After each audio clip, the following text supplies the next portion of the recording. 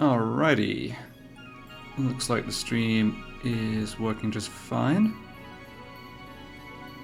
I managed to unplug my internet accidentally, but I guess it's all okay at the moment. Yeah, looks okay. So let's get going with day number 4 of the No Sphere Grid Ability Swap Challenge. We still have to do, we have to just do all the Djose Temple stuff and then head down the moon float, that's right. Go in that house later to pick up the strength plus 8% weapon for Whacker, I guess. Just check I got rid of my stream starting banner. Yeah, I did. Looks, yeah, that all looks good. や、ブラスカ様のご息父のお知り合いですか？いや、君と同じ。パッセです。俺は見りゃわかるだろうが。Yeah, so I mentioned this in the end of yesterday's stream, but I'm streaming early today, so it's just past 9 AM my time. Just because I have a meeting in the afternoon that would be like bang on top of the normal afternoon time I've been streaming. So we'll see how this goes. I might stream more in the mornings. The afternoon streams have worked out really well though. Just with other stuff I have on, so maybe a few hours today and then back to the afternoons tomorrow. Alright, what am I doing in here? Don't think... Alright, yeah, there's a couple of chests here. I don't think any of this stuff is useful for us. Well, that sells for a little bit.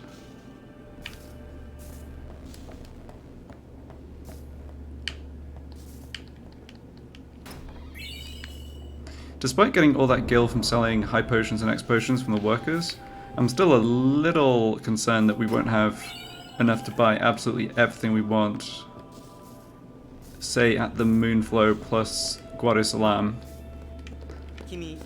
So yeah, still interested in just picking up gil and stuff. I don't think any of the chests along the Moonflow are worth picking up though. Let's see, there's the level 1 key spheres, those are not worth it. There's the magic defense sphere that's off the road, I think. Yeah. I'm not sure when the next big chest of gil is. I think it's in... There's definitely some gil around Guadosalam.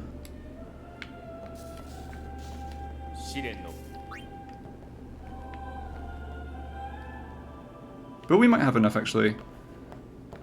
I just remember there being so many things that are at least somewhat useful at the Moonflow. And I guess the merchants conspire to raise the prices or whatever because they're pretty expensive. Definitely can't forget to pick up the other SOS null elements. Those are very important. So Danger Arm Guard plus Null Shock for Oren.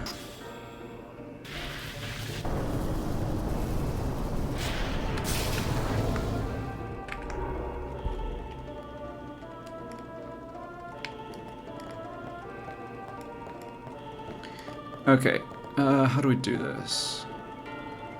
I guess I can just push this right along. I think it works okay having the Djose Sphere being on like the right side of the pedestal. Definitely need to stick 2 into here.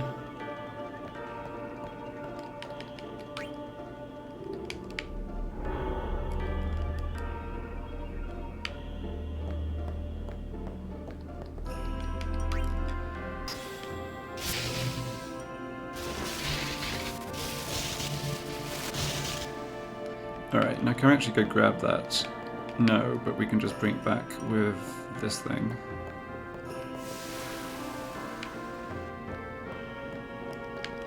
Yeah, that's right. So this one opens the door. For some reason I found this... Yeah, I found this temple easier than the fire one, even though it's not... Like, it is more complicated in theory.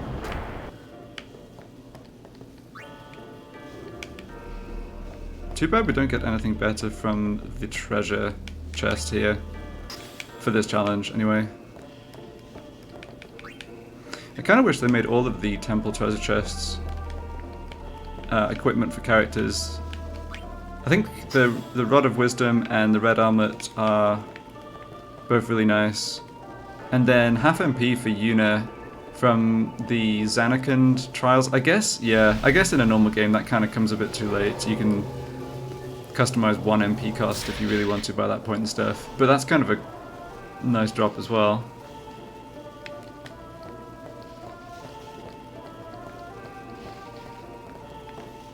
There we go.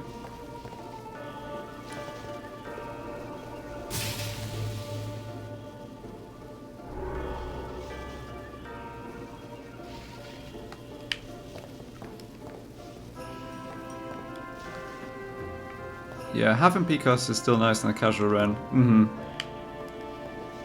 Hello.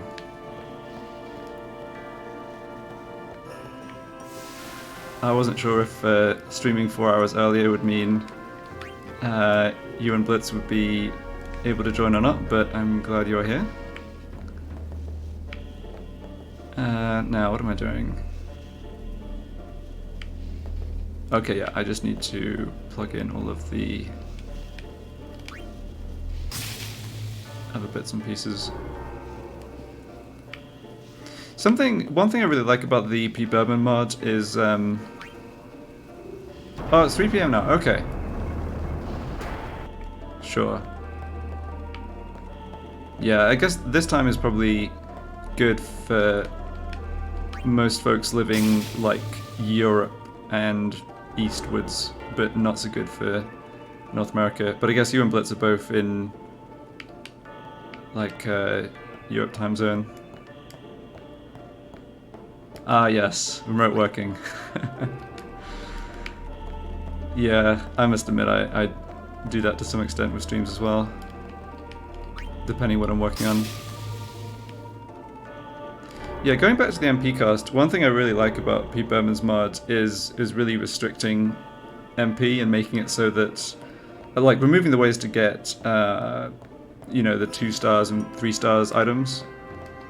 And I hadn't appreciated it until I saw the changes in the mod and thought about it, but the 0 MP cost stuff really is overpowered. It's just that there's other stuff that's even more overpowered.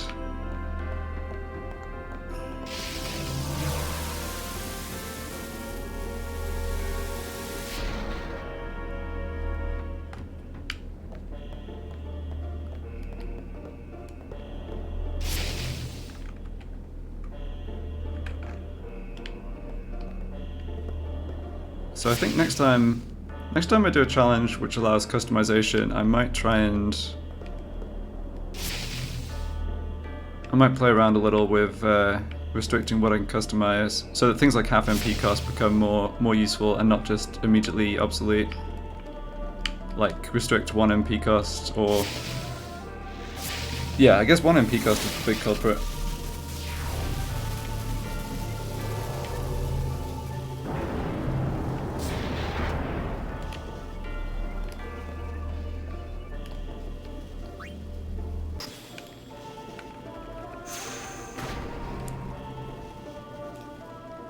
Yeah, the limitation to 200 MP, right.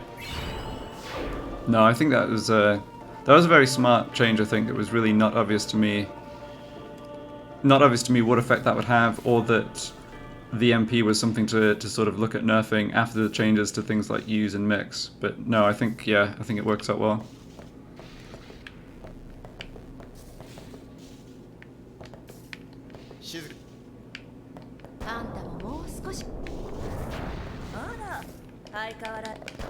Alright, let's skip down it.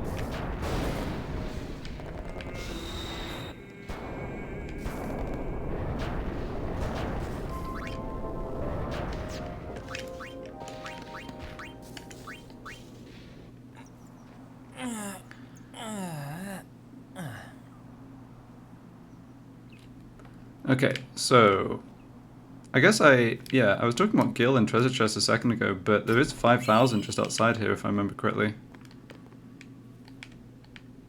What do you sell gear-wise? Strength plus 5%. I mean, I guess that's an upgrade for RN damage-wise, but I don't think it really matters enough, and I do want Sentry equipped, so let's leave that. Yeah, defense plus 5% we don't need. Okay. We'll have at least some gear to sell, but let's not worry about that right now. I think I got all the chests from inside, but we have to go back to get Yuno anyway.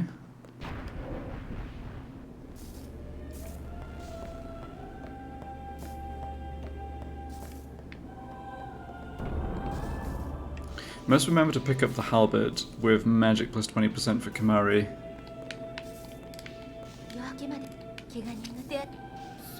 I don't know if that's yeah, I don't know if that's missable or whether if you backtrack to Djose later you can just talk to the guy outside and get that, but let's not have this be the run to find that out, because assuming I teach Kimari something magic related or copycat, that magic 20% is very nice.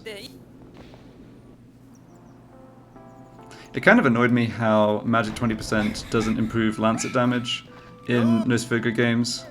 I mean, you can sell the halberd for a bit of gil, so it's not a complete waste, but... yeah, let's see if we can actually make use of that in this challenge. I think with magic plus 20%, it probably does depend on what spell he's casting, but I think that compensates for the magic 17 versus magic 20, at least for high damage constant spells. So he ends up being, yeah, he ends up being basically on the level of Yuno and Lulu with the 20%. It's close anyway.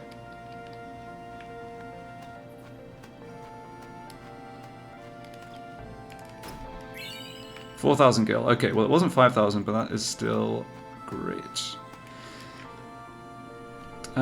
Yes, so let's grab the halberd and the other stuff here, and then just go back and save, and then think a little about the Moonflow, because it occurred to me.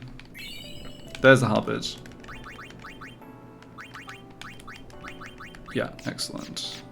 It did occur to me that against Ochu we're kind of all in on Stone Touch, and Ochu, yeah, so other than Stone, Ochu's vulnerable to Slow, which we can also try and use, and to Sleep, and it has a little bit of sleep resistance. I think it's 20%. I probably haven't done this in the optimal order, but whatever. But yeah, all I was going to say was we do have a bit of a choice with Whacker, just because he can't have Sleep Strike and Stone Touch at the same time. I think I'm just going to start with Sleep Strike. The problem with starting with Stone Touch and then just instantly ending the battle against Ochu if I connect, like if I win the Stone Touch coin flip, is that also limits time for doing stuff like swapping MP around in the Ochu battles. So I think I'll start with Sleep Strike. Okay, but let's go make a save. Alright, speed this up. There's another... yeah, we missed... I think we missed a little bit of equipment from this, from the Djose Road or from the guys outside, but if I remember correctly, it's just something like a 3-slot empty weapon for Titus, which isn't useful to us. So definitely want Sentry. We don't need the soft ring right now.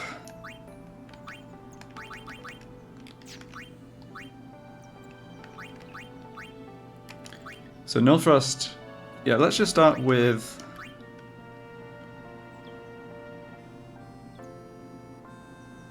okay, let's actually start with plus 5% MP and HP.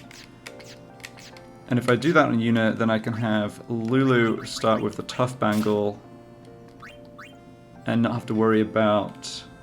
yeah, I don't need plus 5% MP on both Lulu and Yuna to be able to get that nice second Ultima right away off of Yuna's MP. Provided one of them has the MP boost, that's enough. Yeah, this Dark Touch is not looking super useful. Sadly we can't poison Ochu because it's basically got 99 100% poison resistance. Okay. Well, the magic... I guess... Yeah, I will leave Dark Touch on. I think we're in a lot of trouble if we're trying to kill Ochu with HP damage of Ultima, partly because of the silly... what's it called? Ochu dance it does when it's at low HP.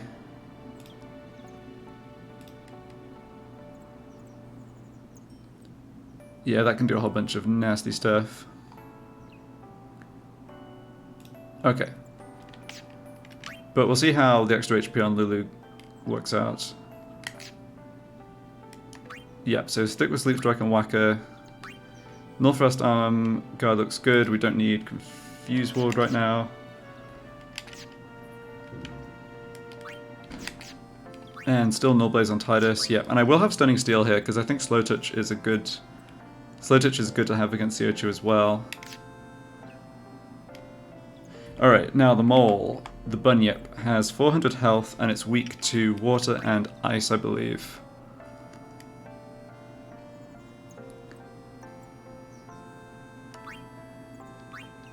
What about the wolf? The wolf is... Oops.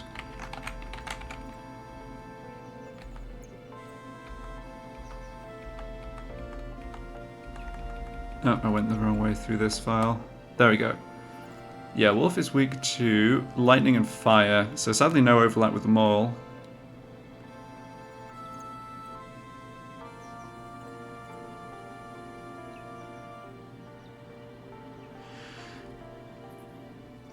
Yeah, I mean, Whacker with Sleep Strike is good at taking, or at least locking up the wolf as well, and Orin would one-shot it with a connection.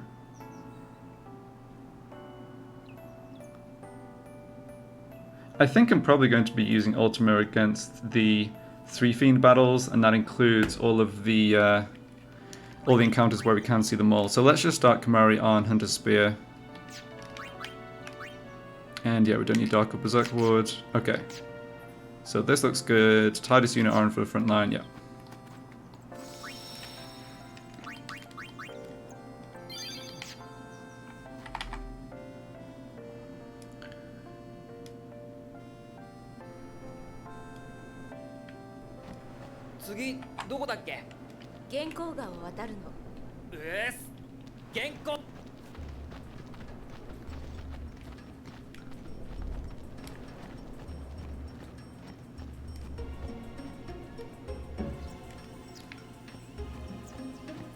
Yeah, so we're not grabbing that treasure chest on the right, that's just level 1 key spheres.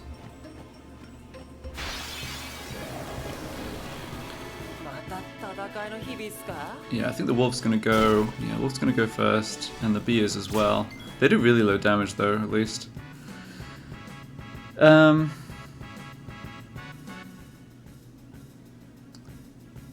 Well,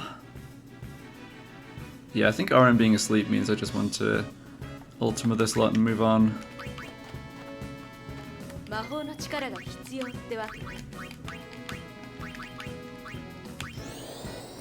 It's really not the worst encounter to try and fight manually, but let's not do that before we have to.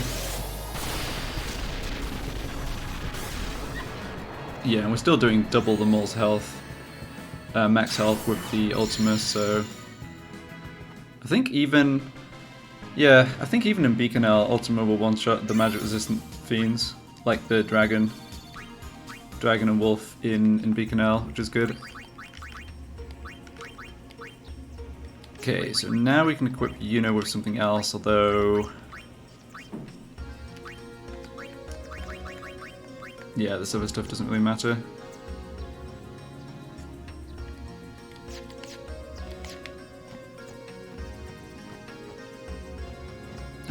What's this treasure chest? I guess we can grab it.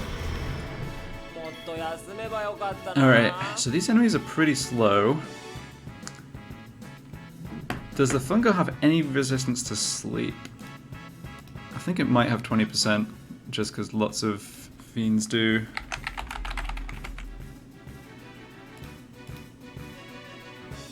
Yeah, it does, okay.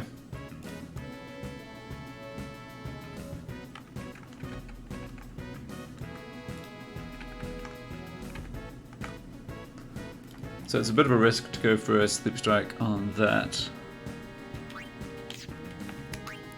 And these are the same imps as before, right? They've got, yeah, 148 health.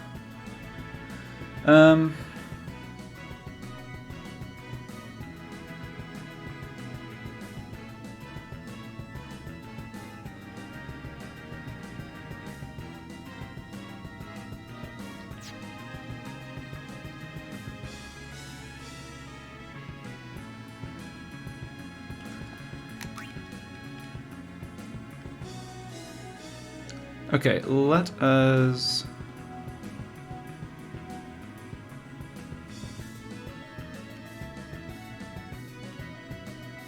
Yeah, let's try and win this without ultimate, so let's go for... Yeah, Aaron having that turn between the imps is kind of nice.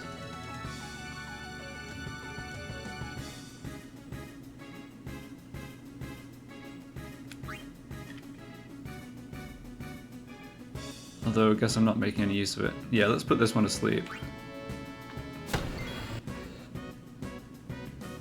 And then Titus can come in and take it out. It's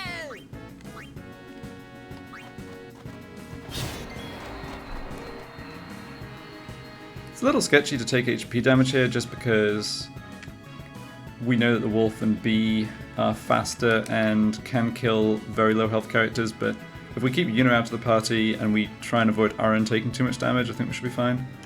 So maybe let's have Kamari, who has the element resistance, take a swing at the imp here.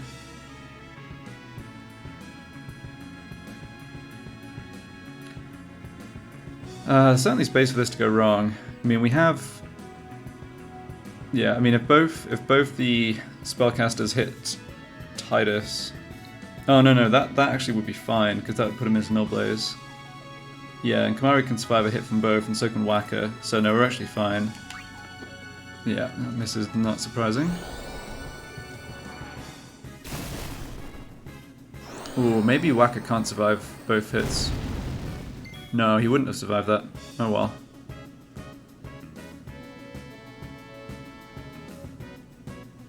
Okay, now... Yeah, we are still fine here. I guess we're going to want Lulu as a potential Null Blaze character. Yeah, let's do a weapon switch with Titus. Try to put the other imp to sleep. Yeah.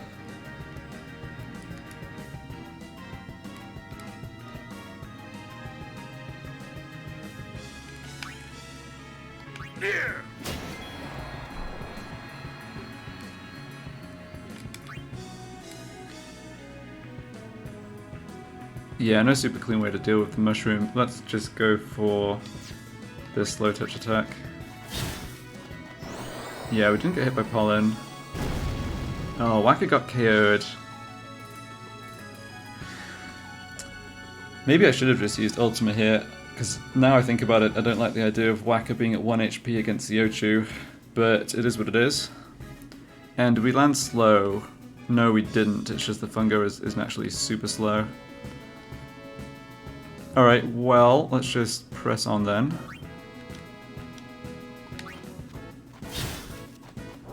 There's the pollen, alright.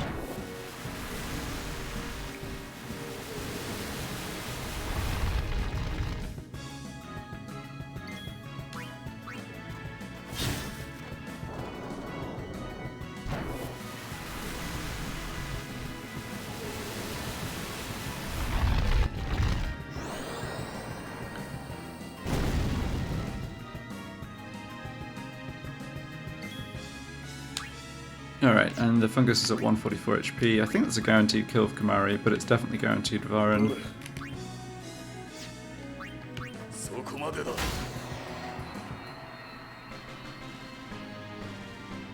I do love the little like disapproving noise that Aaron sometimes makes when you bring him into the party and there's like one character KO'd, one at SOS HP just on his last legs. Aaron just comes in and shakes his head. Okay, so we do need to switch up the front line now. I think we want... I mean, the fast enemies here are faster than Titus and Yuno anyway. And Aaron and Kamari still mostly go before the slow ones, I think, especially Kamari. So looking like this. Yeah, I may well regret not using Ultima on that encounter. Alright, well we have Null Thrust up on Whacker now at least for the element.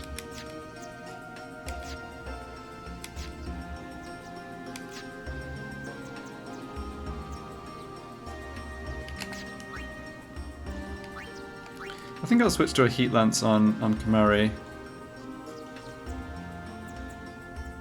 Probably have to throw dozens of Phoenix Downs at Jekt. Yeah, that's a good point, yeah.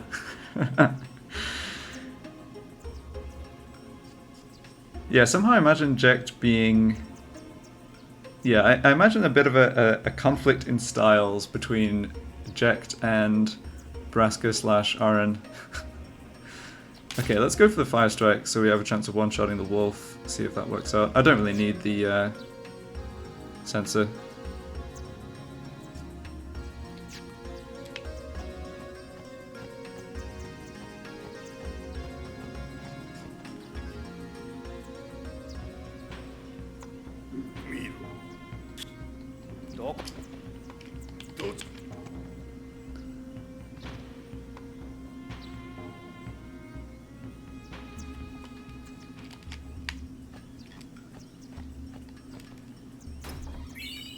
Ooh, an X potion. Alright, not very exciting.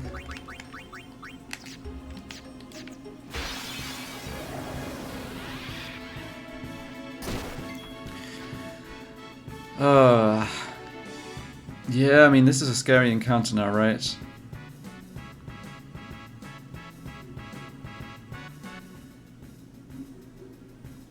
With Titus and Aaron at low health.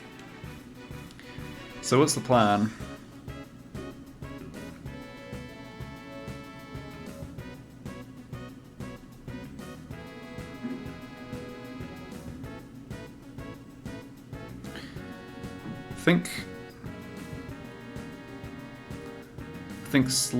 I think I want to make a slow touch attack and then a sleep strike attack against the Ochu, and then Ultima. Even though Ultima's just going to kill the wolf, assuming Ochu is asleep, we can. Can we osmose the Ochu? Good question. I guess the sort of dumb answer is yes, but whether it actually, how much MP it has, I don't know. It has 35 MP, so not great. But we've still got MP that we can shuffle around from my characters, so that's not such a big deal.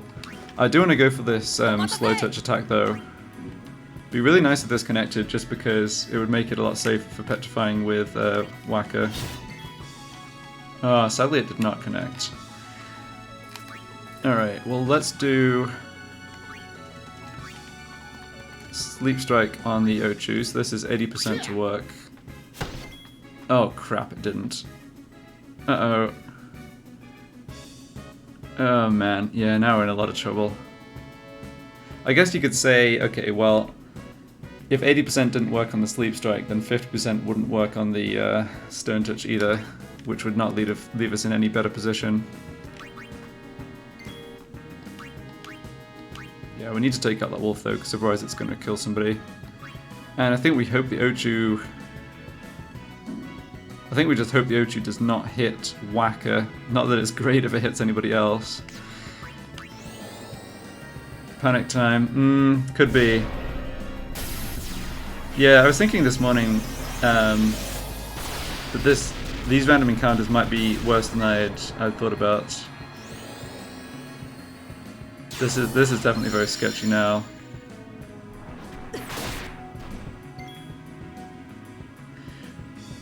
Okay. That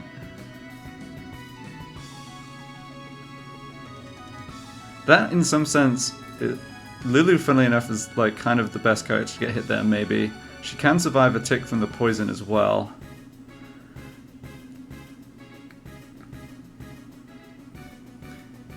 I mean, clearly we really need the sleep to connect here. Let's go for another Stone Touch. It doesn't resist... I'm sorry, Slow Touch. It doesn't resist slow at all, so it's just a coin flip here.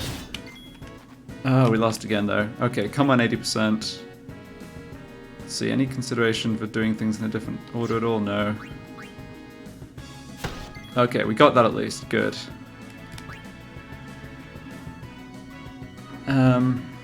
Unfortunately, nothing else I can really do attack-wise against the Ochu. So...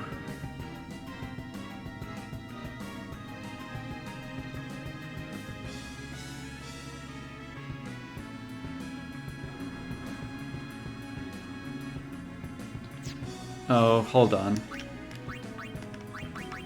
No, I'm wrong. Lulu has a tough bangle equipped, so the poison tick will kill her.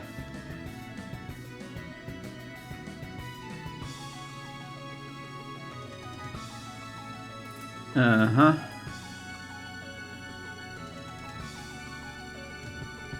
Okay, but it is important. It is important I Osmos.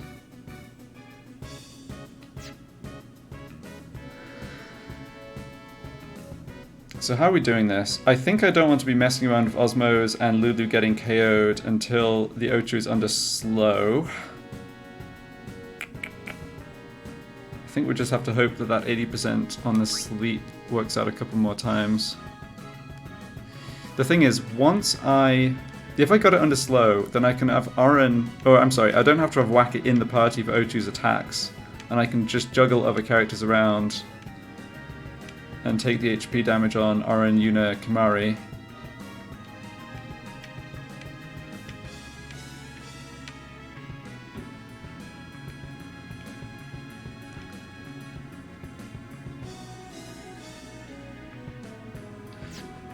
Yeah, definitely switching Lulu out here.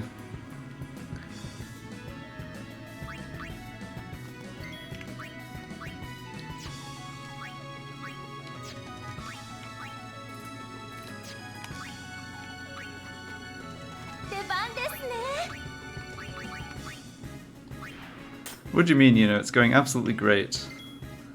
What are you worried about? Okay, so now I think we just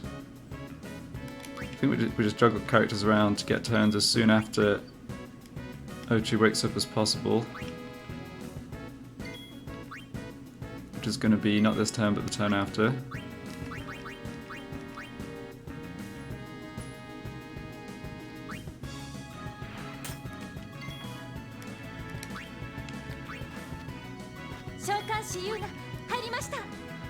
Okay, we actually... Well, I guess this is fine. No, I'm wrong. It's still not awake. Okay. Well, that timing is pretty good.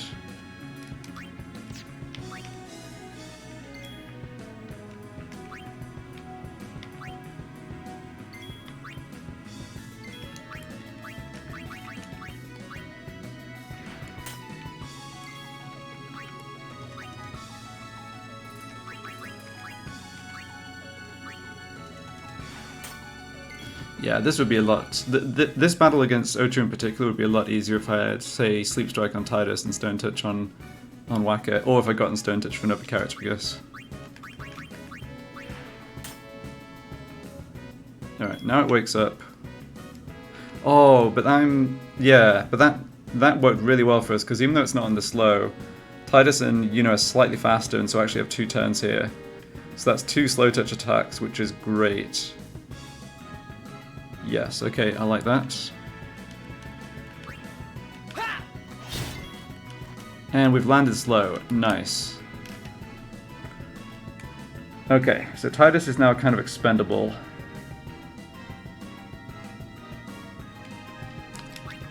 Now what I will do...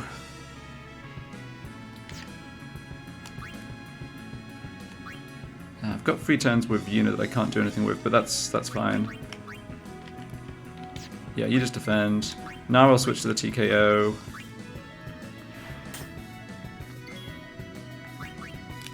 Get you out of the party.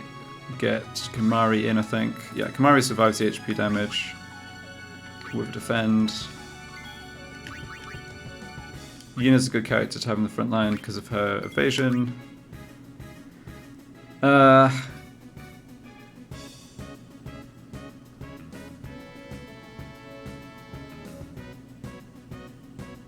It's quite awkward given Lulu's gonna get...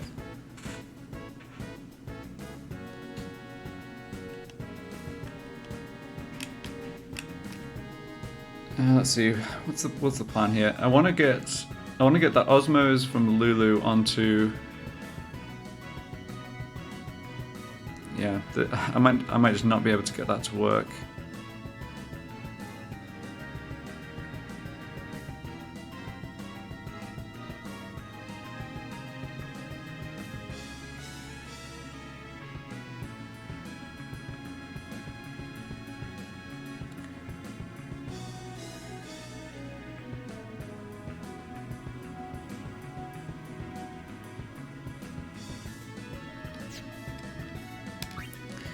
Yes, we defeated Djose Temple, hey Blitz, but we're making a massive meal of the first Ocho encounter.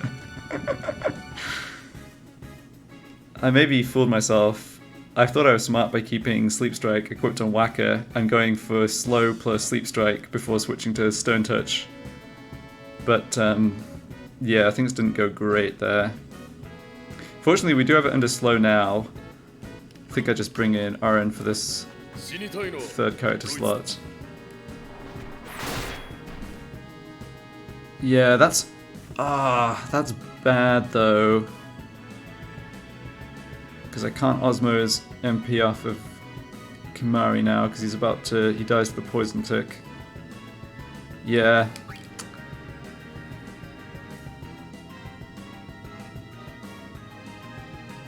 And I already Osmo'd the MP off of Ochu. So let's see, can I...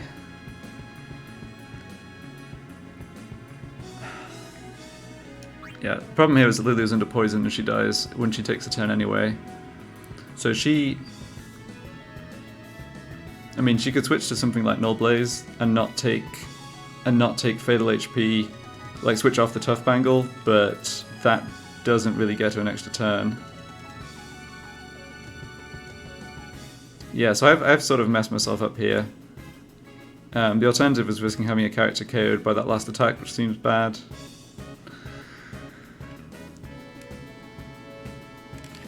Yeah, the trouble is the poison tick though, right?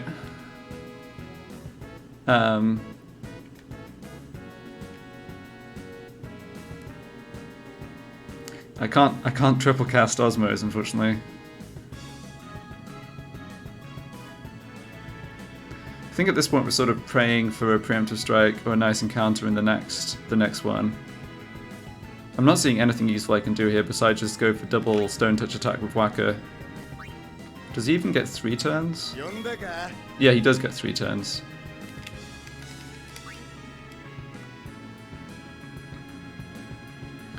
Yeah, it's the fact that Kimari is now poisoned too, and so I can't even have Kimari in the party to do a single Osmos. Is kind of the problem. Alright, we just need to get this this horror show of battle over with, I think. Or try to.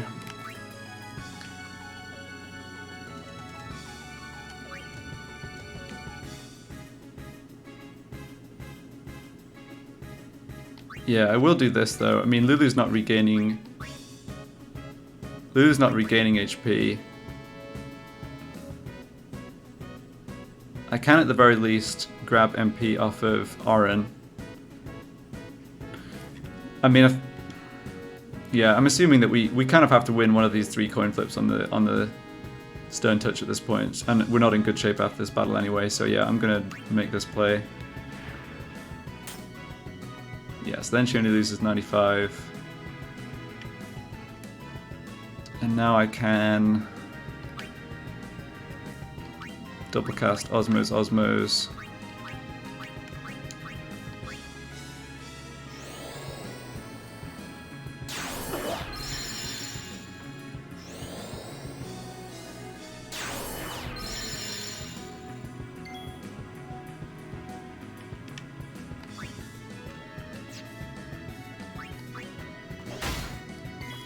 Come on, Waka. Oh dear.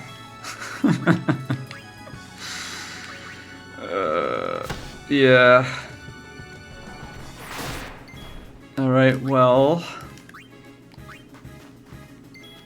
yeah, none of my other characters have relevant abilities here.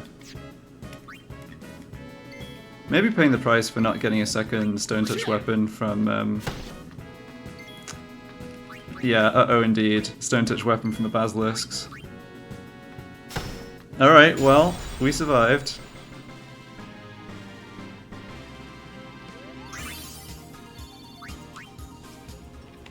We kind of low-rolled that fight, missing the first Sleep Strike, and then missing 4 Stone Touches in a row, but it kind of just goes to show how your plans can fall apart when you're relying on the status touch. Okay, we are in absolutely terrible shape here, just health-wise, and we've got at least like a few more encounters to go, so I'm not optimistic here, but let's see if we can give ourselves the best chance. I think Waka has to just stay on Stone Touch and not faff around against the Ochu, just go for Stone Touch right away, like not use Sleep Strike. Yeah, 2 Stone Touches, Slow Touches as well, that's right. Yeah. So that was a bit unfortunate.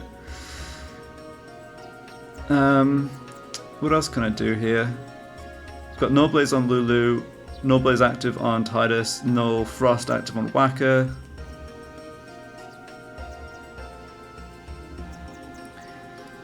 Okay, so what happens if... yeah, what happens if we get an encounter that's not the... not Ochu though? Sleep Strike seems quite a lot better than Stone Touch in that scenario.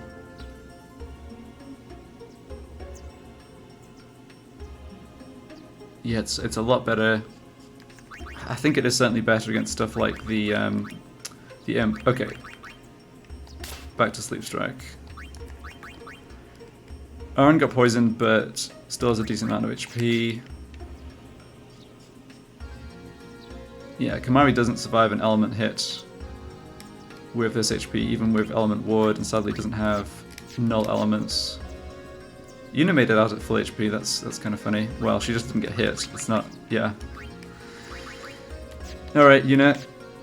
I'm gonna need you to dodge some attacks, I think.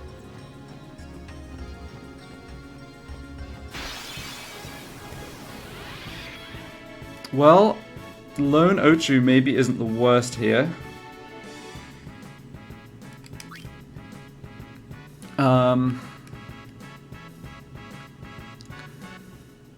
We can go for Slow Touch, then Sleep Strike, then Osmos, or whatever we want with the third turn. And everyone going before the Ochu is also pretty good. Did not land slow, okay.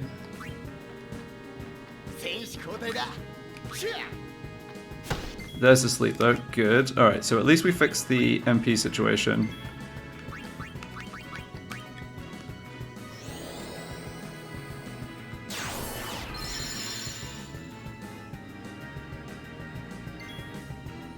Alright, so now we want to juggle the turns again so that Tidus gets 2 shots at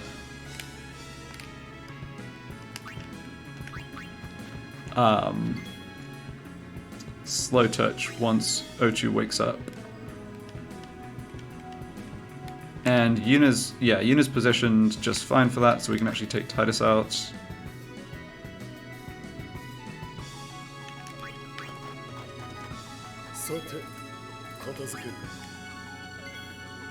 Yeah, although I guess Tidus having 2 turns is less useful when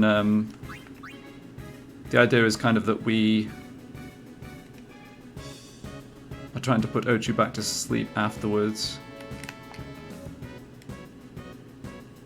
Yeah, Whacker's too slow, I think.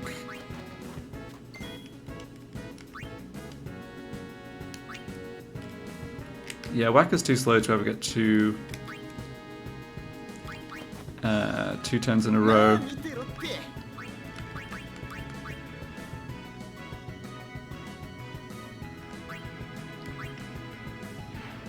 Alright, so here's the second sleep turn. It's waking up next turn.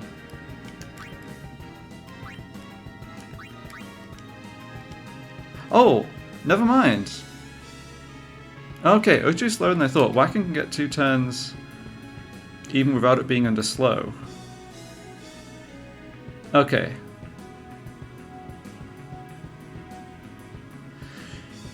Okay, that's really good. I think we stick to Sleep Strike for the moment, though.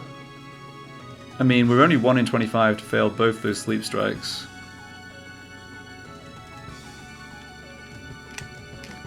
Alright, yeah, for some reason I thought that Ochu was the same speed as Waka, but I am mistaken. So this encounter ended up, well, shouldn't speak too soon, but this encounter actually ended up being pretty good for us, I think.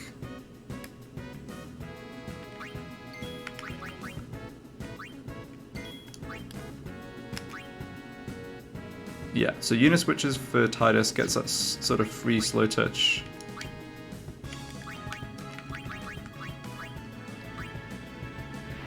Worst case scenario, well, not worst case, but if we miss the slow touch and miss the first sleep strike, we get a second slow touch sleep strike. If we miss the slow touch but hit the sleep strike, we're just patient and try it again. Yeah.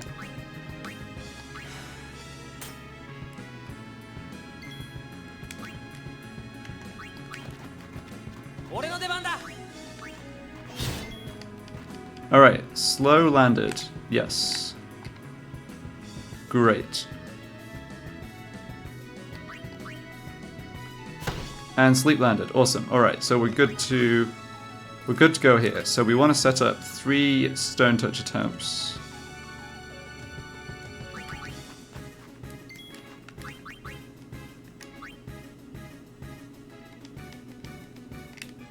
Ooh, might have a bit of difficulty doing that though. Let's see. It's just so clunky when you only have tick speed 14, 15, and 16 to actually play with. Yeah, we can't do it with this character slot. So let's just do a dummy weapon switch with Yuna.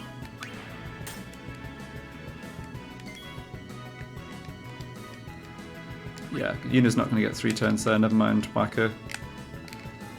Alright, whatever. Oh, we don't get it here either. Okay, but he's not waking up right now. Yeah, okay. Got a bit ahead of myself. We don't need to worry about it. He's not waking up right now. So, just be patient, switch to Stone Touch, and line up for the attacks after next turn. Yeah, we get 3 attacks in a row of Tidus here. That's not actually useful though.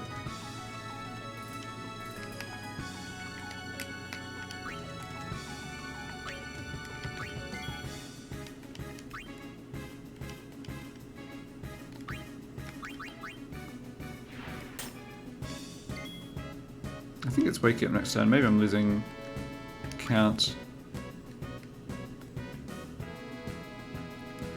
Could I also simply whittle down its HP with fire weapons while re-sleeping it? I mean, yes, but it's got so much HP, and it does the Ochu dance that does a lot of nasty status infliction below it once it gets below half HP, that I just don't think winning with HP damage is worth going for. If it wasn't for the Ochu dance, then yeah, it's sort of that would be worth considering. Even then though, like it's got over 7,000 HP. We're just gonna miss. Well, maybe with it being under slow, the chance of us missing a sleep strike is so low that strat would work, and we're just not gonna. We just realistically wouldn't give it another turn. Yeah. Maybe I should think harder about that. Because if I'm not giving it another turn, it doesn't matter about the Ochu dance. Right, so for that to go wrong, it kind of depends if I consistently get Waka with 3 turns.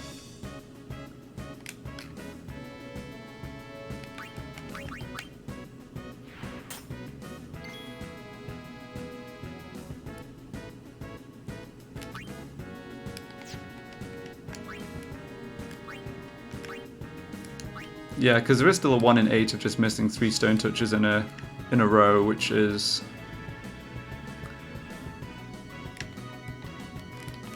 not 0 for sure.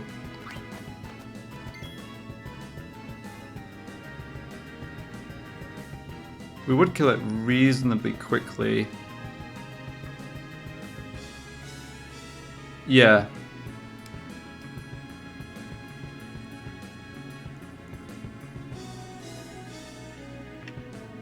Yeah, I agree. That was my initial thought, but now I think about it,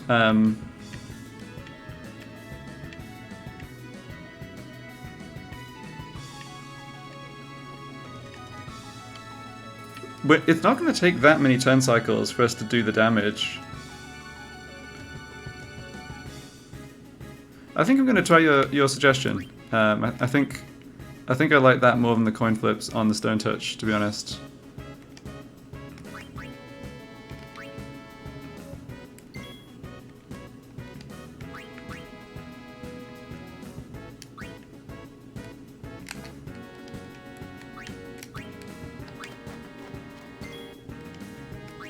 Yeah, that said, it does have the issue that Kamari and Aaron are that little bit slower.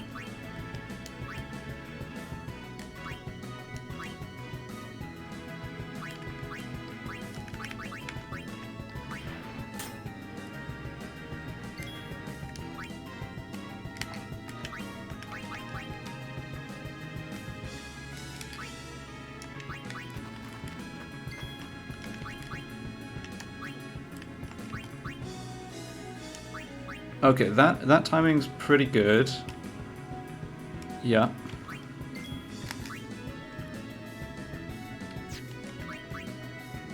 Yeah, that timing's not so good. I think we want to rank 3 action with someone fast. Yes.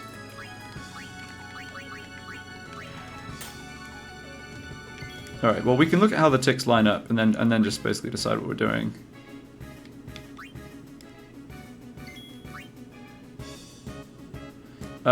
Yeah, except that... Let's go back to Sleep Strike.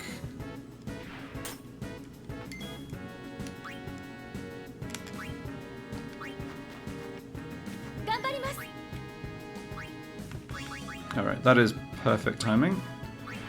1 tick after Ochu.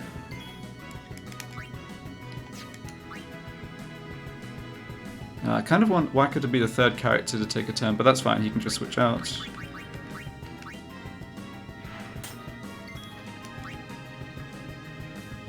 Yeah, that just works great. Okay, so I think it wakes up here. Oh no, it's still asleep. Alright, well we've got the turn timing really perfect here. So I'm just gonna wake it up and start dealing damage. Like obviously there's no need to let it wake up. We've got three chances to re-sleep it. So that's the 1 in 125, and I'm willing to take that.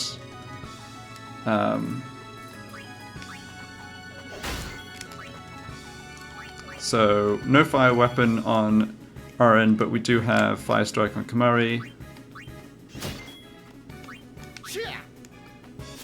Okay, it's back to sleep right away.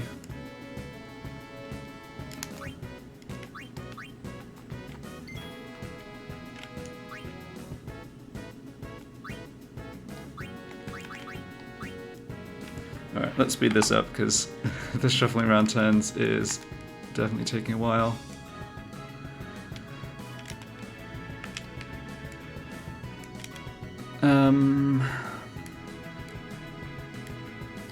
Okay, I think if I do a weapon change there.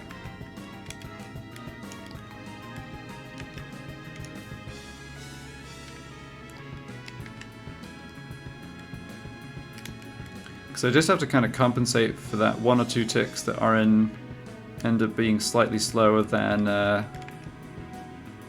Oh shoot, that doesn't work. Yeah, that sucks. And one tick the wrong side of it on that one. That's okay. So I guess I just...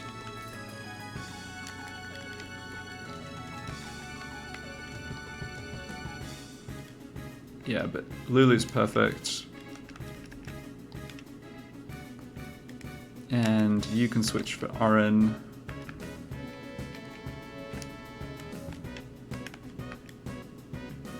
And that really isn't too bad on Yuna. Okay.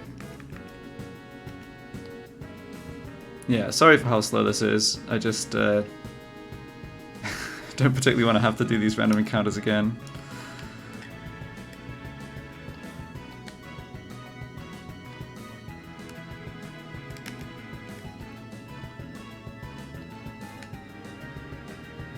Alright, and he's back to sleep.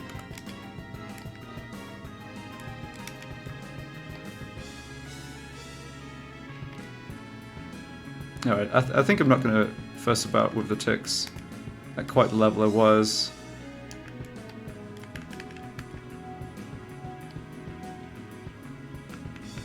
Yeah, this is just fine.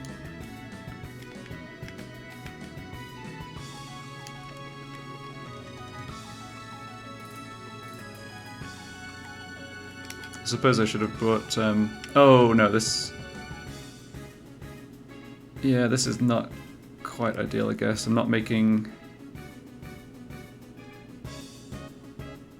Yeah, I have things slightly the wrong order here.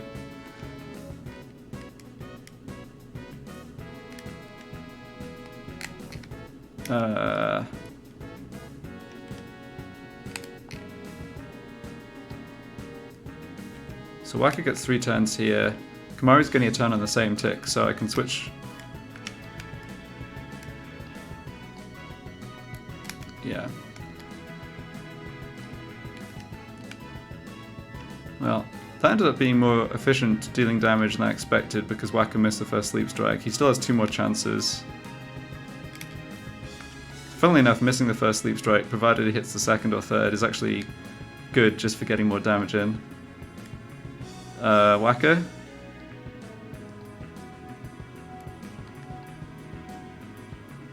Oh man, we just missed the one in 125.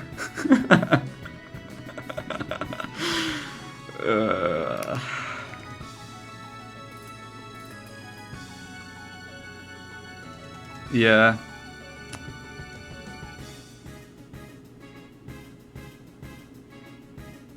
And it's... How much damage have we dealt to it? I don't think we've dealt half damage. This could be very, very bad though.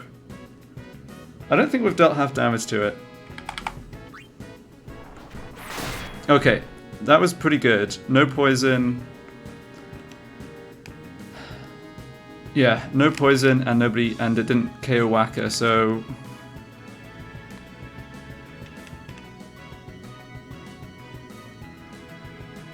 Yeah, now what's the plan? Well, I think we're doing an attack here.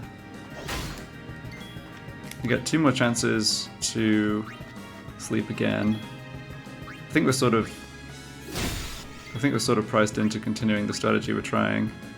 Alright, sleep landed there. Let's have Yuna switch to Sensor, just because we might want to know where we're standing HP-wise later.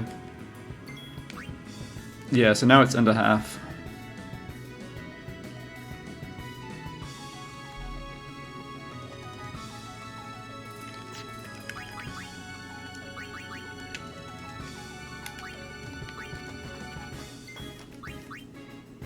And this tick timing is unfortunate.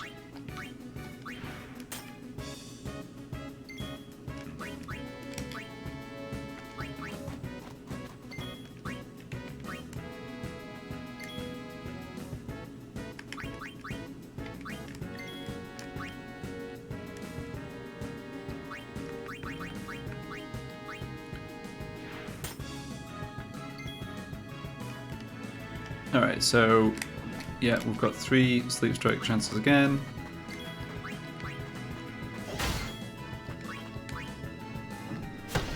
Okay, missed the first one.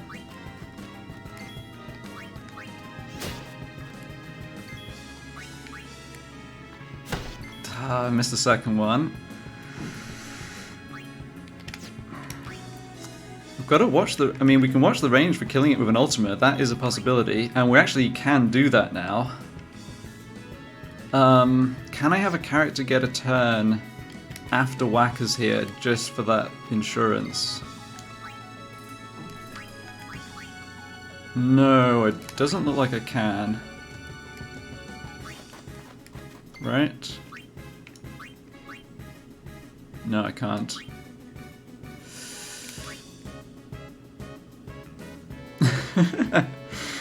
Maybe a bad idea for stress levels. I don't know. I'm kind of enjoying it.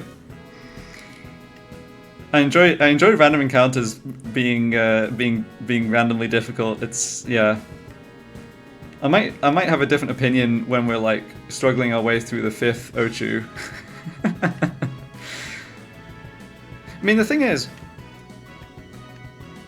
like, yes, we missed the one in 125, but the other alternative was going for 3 stone touch attacks, which, you know, we could have missed that twice by now. So I don't know. I'm not convinced that your suggestion was even. I think your suggestion may still have been the best overall. It's just hard to say because of how much HP it has. All right. So what am I doing here? I can have.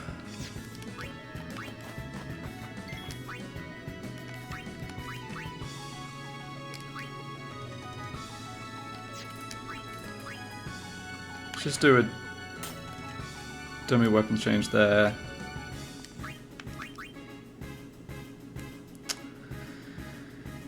Right, yeah.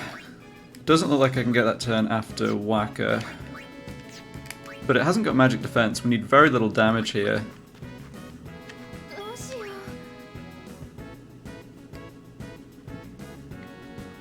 In fact, we need, yeah, 1 more hit.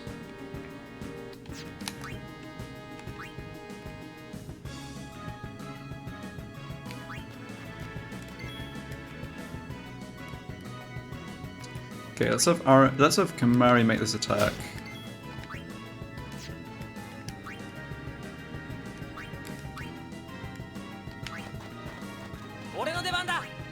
Oh, look at that! That would be really nice timing. But do I actually have the damage range on the Ultima?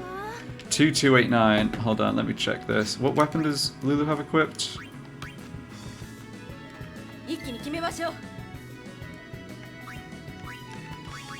Oh, she does not have her magic plus 5%.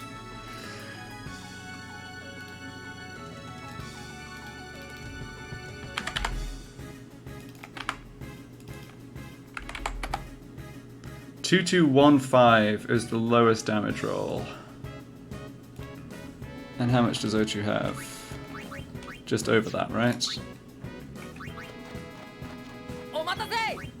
Oops, you know, come in here. Yeah.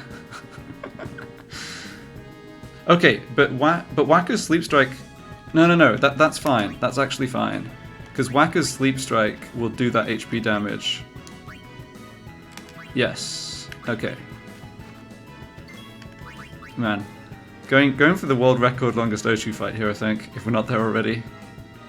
Yeah. So we defend like this. We get the last Sleep Strike attack.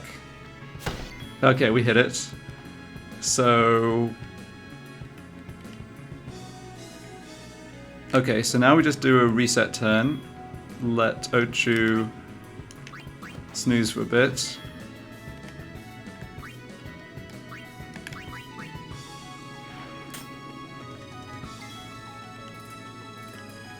Okay, Titus is now in position timing-wise.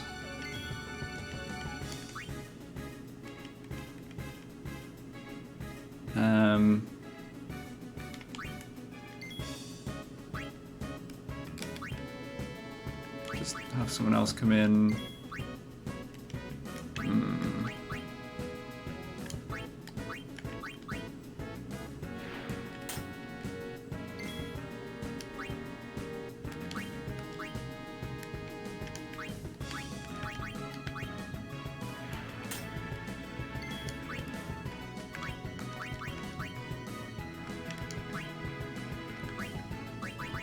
Okay, that's really good timing, so just switch and defend with Yuna.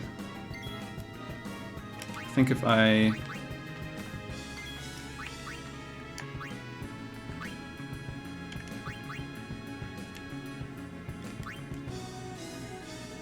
Okay, let's just do a dummy weapon switch with...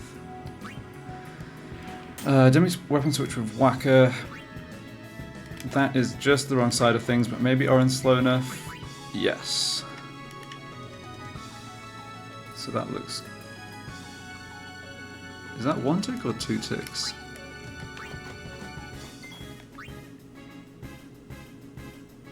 That's only 1 tick the other side. Okay, yeah. So we just do this.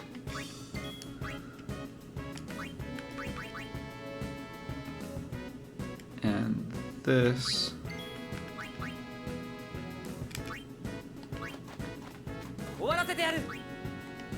And that. Okay.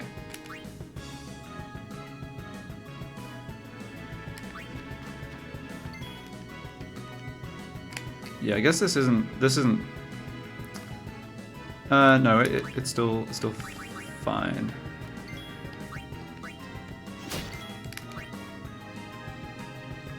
I keep having Orin in the party, which I don't really want. I should have Lulu doing the tick speed 16 switches, and then have Orin come in to make that first attack before the sleep. It's okay. Obviously, prioritizing getting the triple sleep strike with Waka.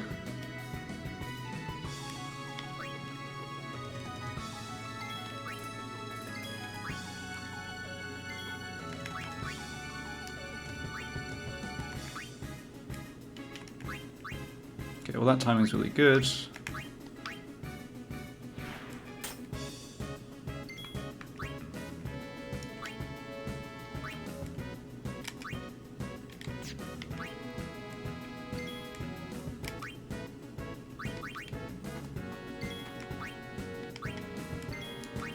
Do that. This timing's not so good. Guess we're not attacking it this turn.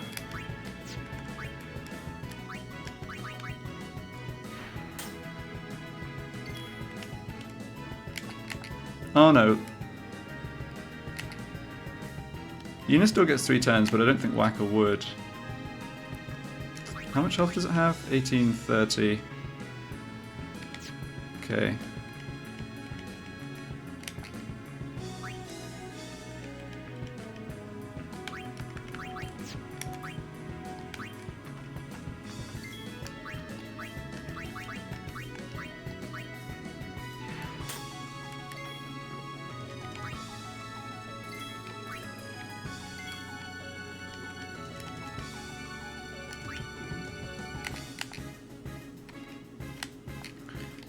Yeah, it is just that little bit fiddly to get the third attack with Waka lined up properly.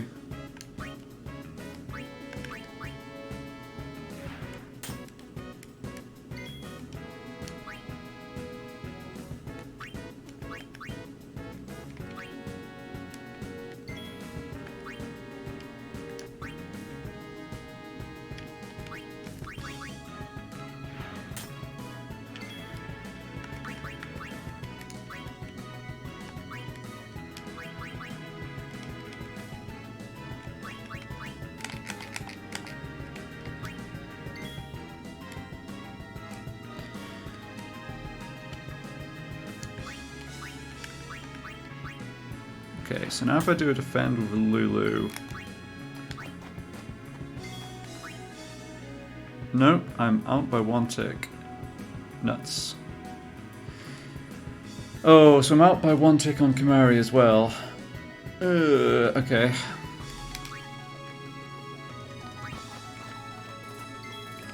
Mashing triangle through this would not even necessarily have...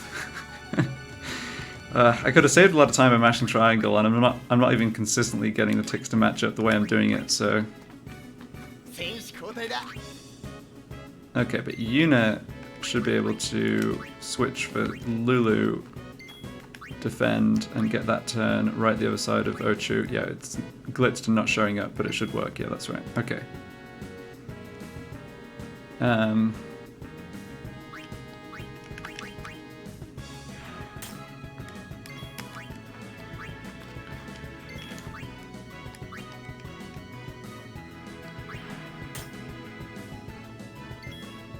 Oh, it still didn't actually wake up, huh?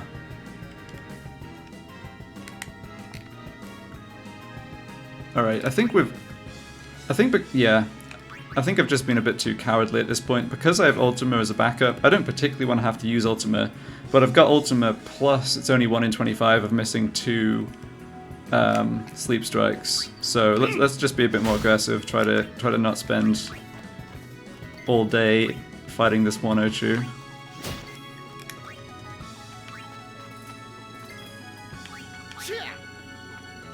Yeah, and he's back to sleep.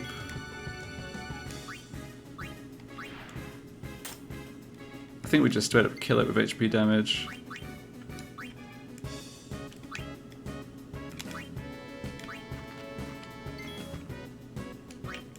in the next attack cycle.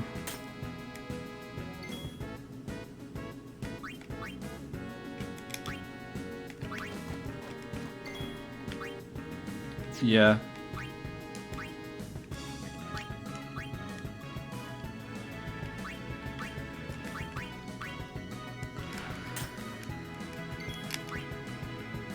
So it's somehow not in terrible shape after this.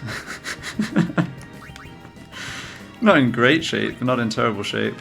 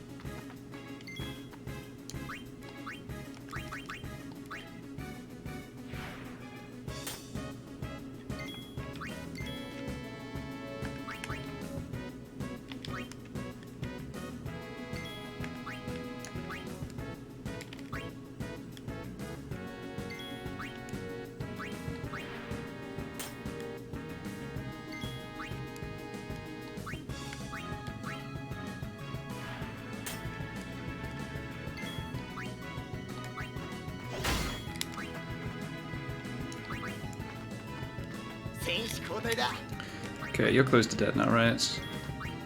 187 health, okay. Oh boy.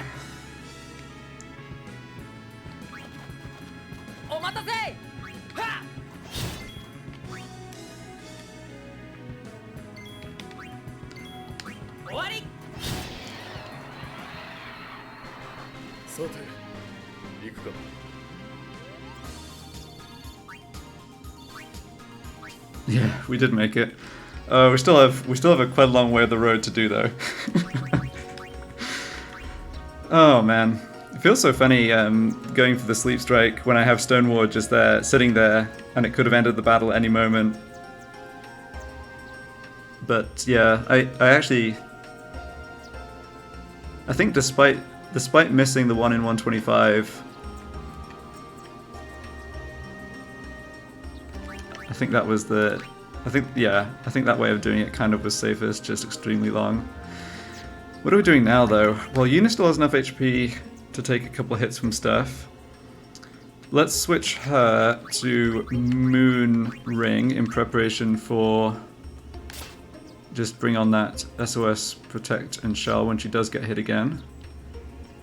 And still have Sentry on Orin. Third character slot's definitely a weak link in the front line at this point, but not much we can do about that.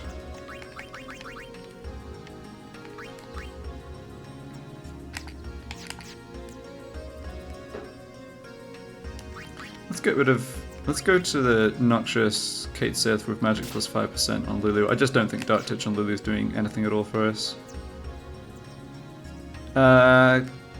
Yeah, we can stick with the Heat Lance on Kimari. And back to Rod of Darkness on Yuna. Okay. Oh, hold on. What do we have equipped on Lulu? Null Blaze. Yeah, that's good. Okay. Yeah, and I still have MP from Kimari to Osmose at some point as well. Oh boy.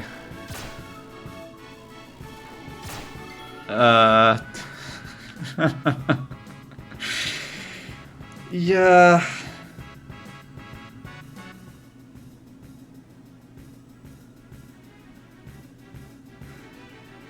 Well.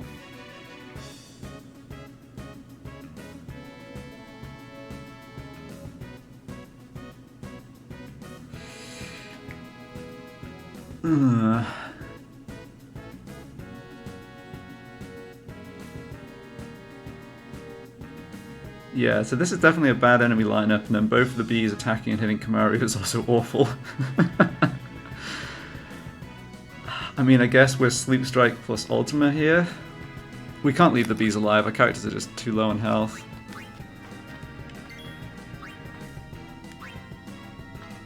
Okay, well the Sleep Strike landed. Stone Touch will have to work. Yeah, you might be right. You might be right. It's definitely unfortunate we can't Osmose Kamari when he's KO'd. But I think the next, yeah. This battle's going to be enough of a problem, never mind the next one.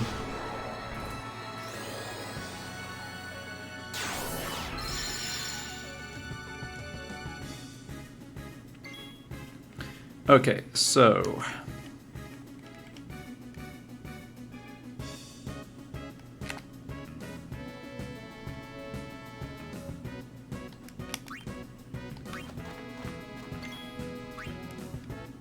So now we are looking for Slow Touch into Sleep Strike, but can I arrange it so that I get 2 turns of each character? That's certainly perfect timing for Whacker. I don't think I'm going to be able to make it work out with this other character slot though, no.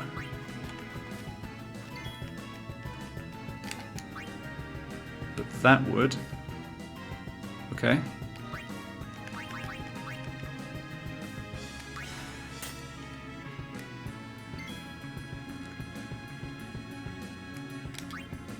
Yeah.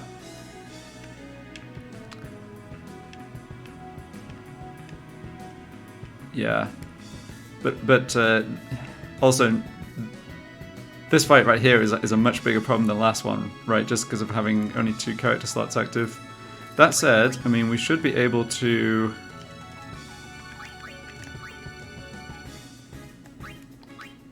I mean, we can put ourselves in the best position possible here with both Tidus and Whacker having double turns.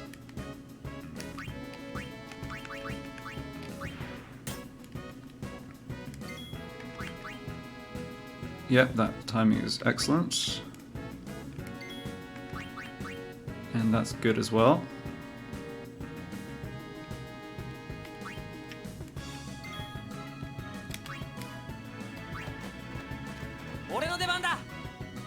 Now, hold on.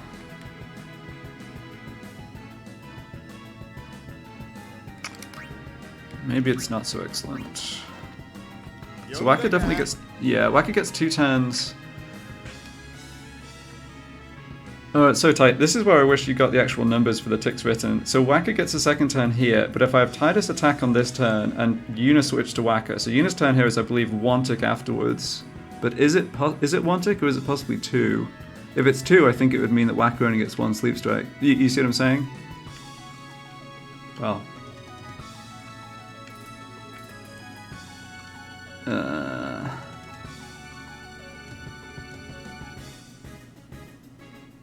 I think Whacker might get a 2nd attack, even if Una switches for him. Alright, well, the good news is we got Slow Inflicted, and this is tick perfect, yeah, so it was just 1 tick. Okay, good.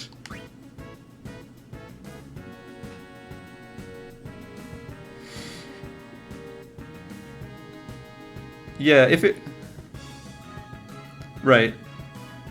Yeah, and what you're saying is what's happened. I wasn't 100% sure if it was only 1 tick or 2 ticks before Yuna's turn, but it was only 1 tick, so yeah, we're good.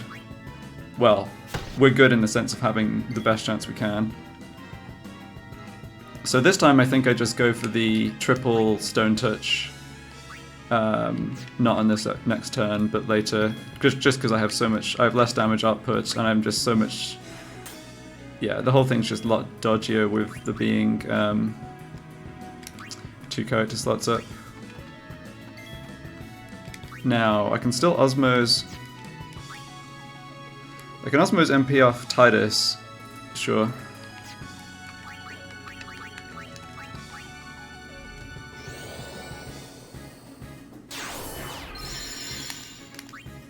And that's all the MP in the party except Kamari.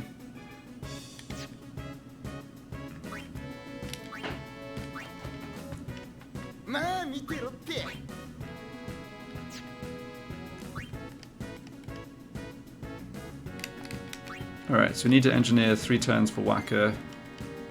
That's 3 turns for Tidus, that might work. That's not going to be great timing on Yuna or Lulu though.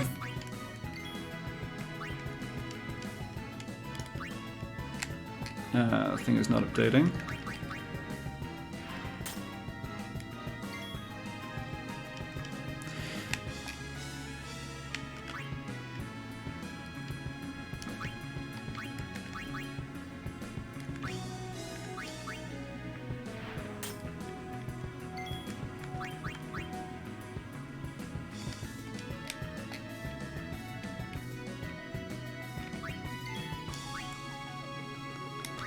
Yeah, this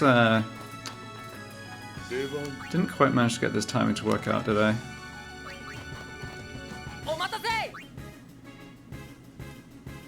Oh, it is still asleep. So how many turns does Waka get here? Yeah, Waka only gets 2. Okay.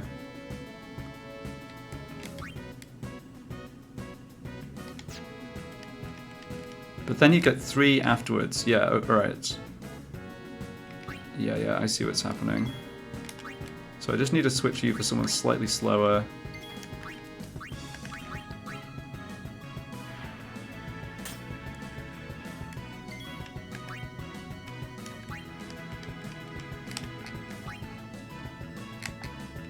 I think Waka's just fast enough to be able to get 3 attacks between Ochu's, whereas Lulu and... Yeah, I think Ochu must have like tick speed. I think Ochu must have the same tick speed as Lulu, Kamari, and Aren.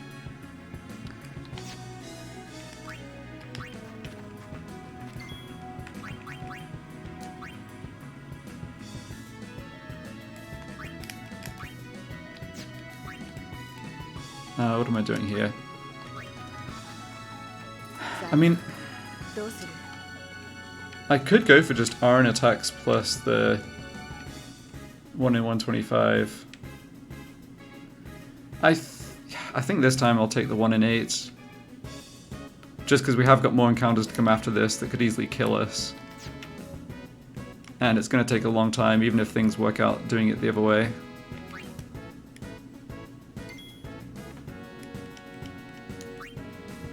Okay, so that's the timing we want.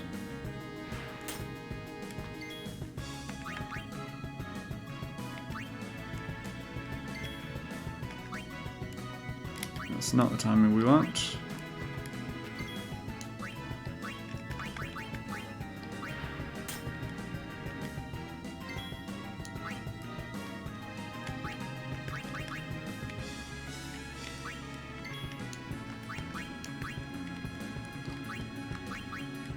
Well, here's the decision point. Sure, let's go Stone Touch.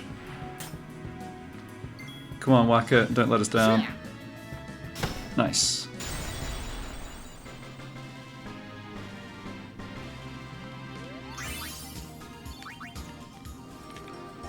Yeah, let's not have that encounter again, please. Also, what on earth are we doing with our front line? I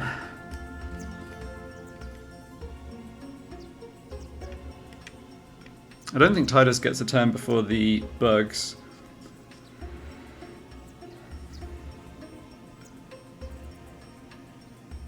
I think I leave...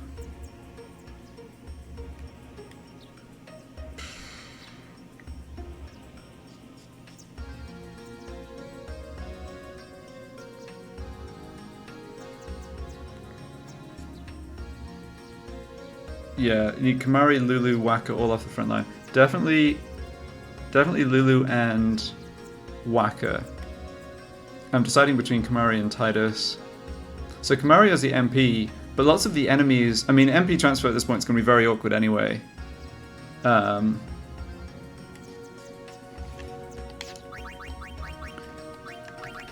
think I do go back to Sleep Strike on Waka.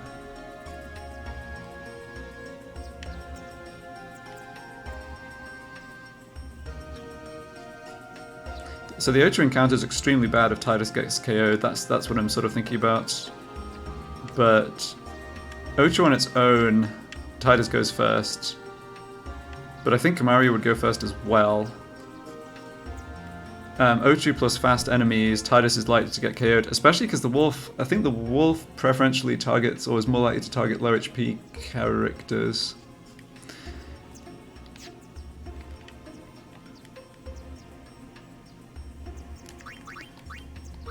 Alright, I'm going to try Kimahri in the front line.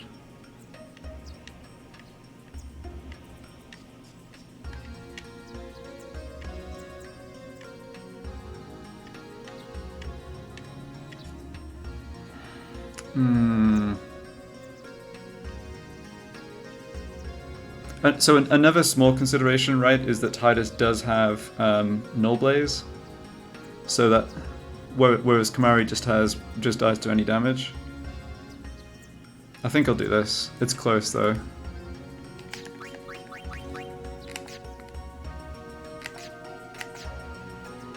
At least in this route, we've done a good job of actually protecting the summoner. Yuna's relatively healthy still. Alright, come on, preemptive strike.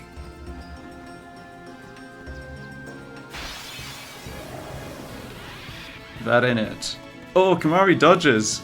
Okay. Jeez. Oh, that is fortunate. This is still a problem though.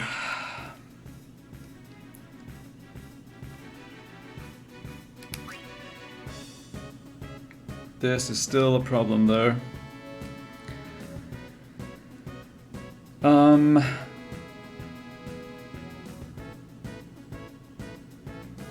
I think I go for a sleep strike on the Ochu.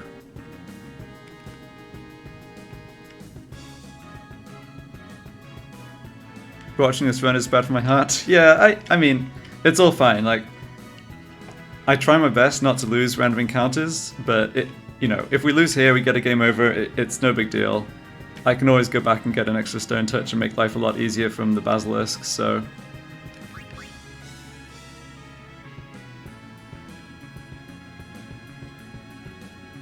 Okay, let's do this. So sleep strike against Ochu, and I have potentially Kimahri and Aren can both attempt to one-shot the wolf.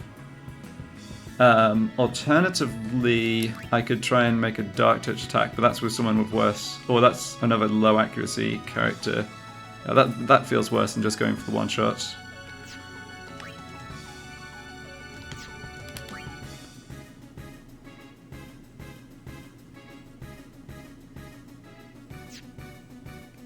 Yeah, I can't.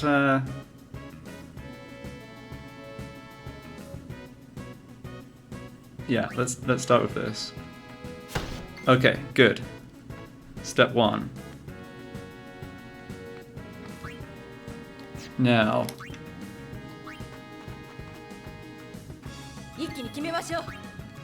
Oh, Lulu's too slow. Shoot, I was thinking Lulu could Osmos Kimahri and switch back for Aren before the wolf's turn, but no such luck. Okay.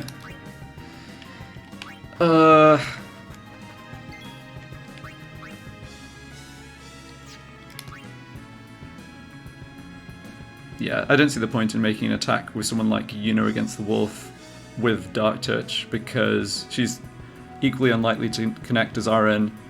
Dark Touch is only 50%, etc. Yeah. Please hit Mr. Aren. Nice. Okay. Party refusing to lose. I'm impressed. So now we're in a very similar situation to the previous Ochu fights.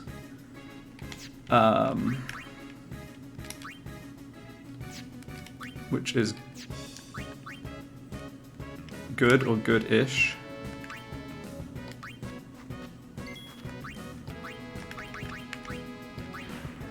Yeah, that connection on the wolf from Aren was pretty big.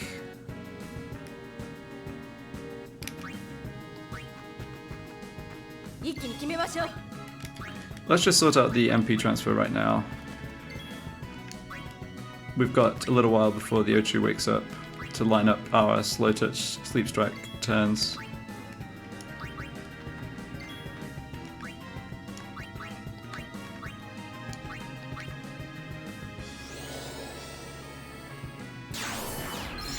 Alright, so that is insurance for the next encounter, or possibly to finish off this one. 頑張ります。任しとけ。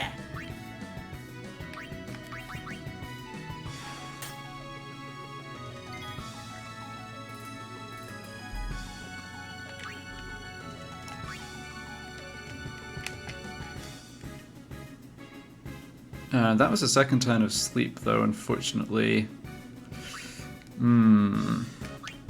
So let's mess around with the ticks here. It doesn't look like Titus is in a great position. No. Let's have Aaron do a dummy weapon switch then.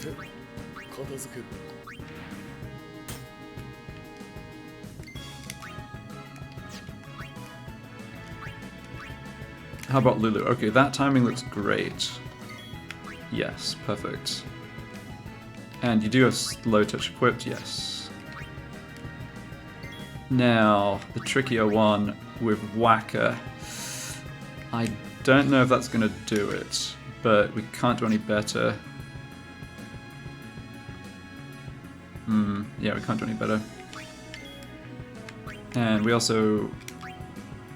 Okay, we can save one tick by doing a weapon switch with Whacker.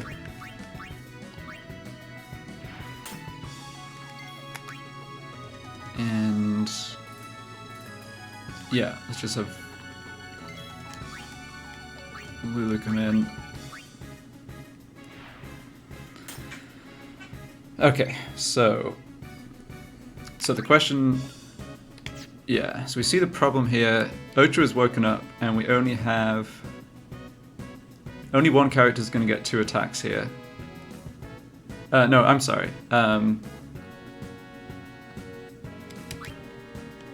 I can't have Yuna switch for Whacker and get 2 attacks because Yuna's turn's lining up perfectly with the Ochu. But what I can do is have Whacker make the attack first. If this inflicts sleep, sure, okay. Nothing, kind of nothing doing, but we get to manipulate the turns again. And because Yuna's turn was so close before the boss, all I need to do, yeah. So all I need to do is a weapon switch with Aaron and then a defend with Yuna, and that will line up perfectly again.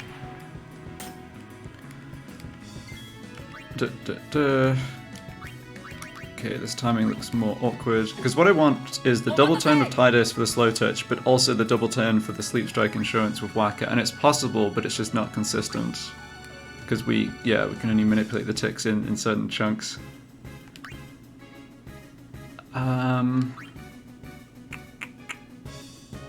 Okay, so Whacker is a turn 1 tick before the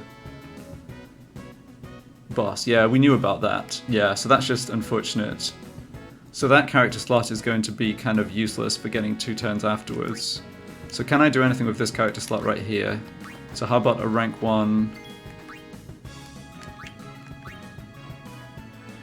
Oof. No, that's not going to work. Okay, so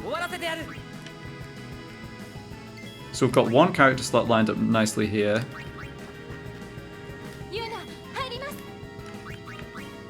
Which is Yuna right there. Then we've got awkward timing here that we can probably fix after the next cycle.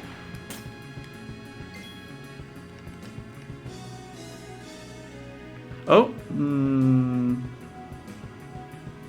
No, we want... Yeah, we're like 1 tick out on that Tidus turn.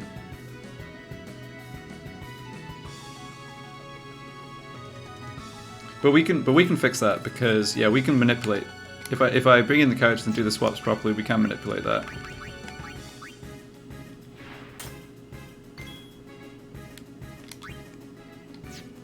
Okay, so we want someone a little slower to push the turn after the boss. Perfect.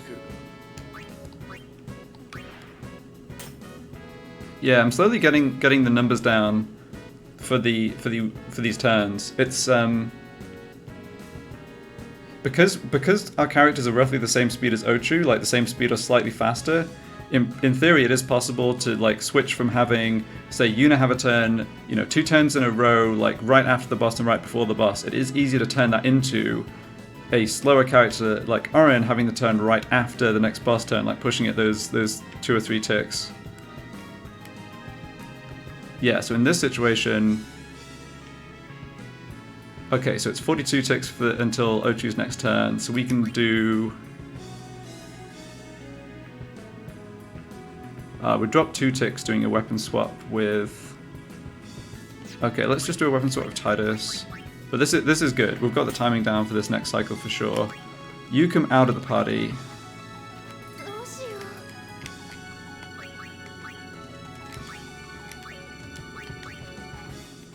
さあ、どうする？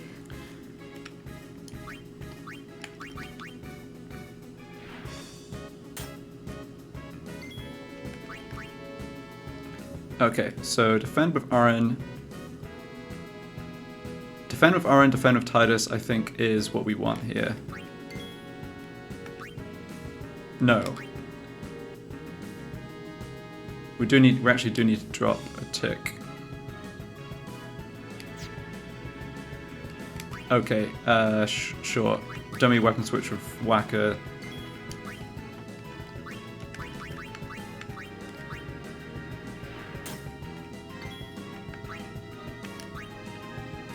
And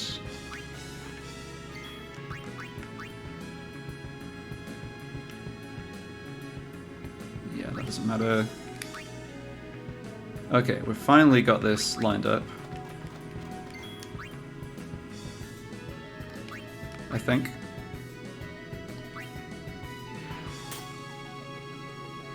So Ocho is not awake, but I think we want to make our move right now.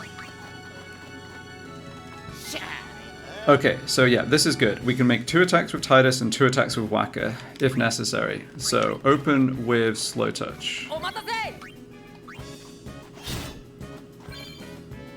Titus has learnt Warrior. And Titus did not inflict slow, okay.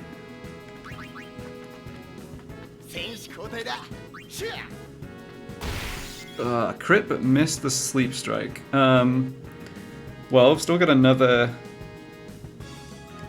attempt coming up. Who...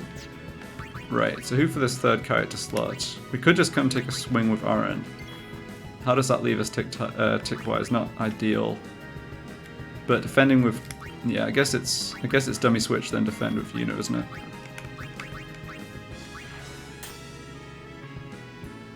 Yeah.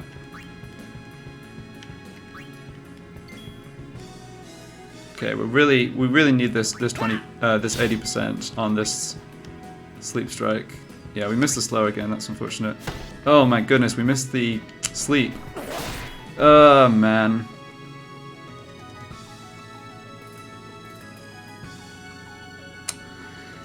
I guess I could have taken Whacker out of the party. Just making sure he wasn't the character slot that got KO'd. Yeah, we are just dead here though now. Yeah, I guess I got preoccupied with getting the double turn for both Titus and Whacker, and it should have occurred to me. Yeah, it should have occurred to me to just not have Whacker in the party. Like, yes, to get 2 turns with Whacker, but to not keep him in the party for the 2nd turn. Yeah, that seems really stupid now I think about it. All right, how much HP do you have?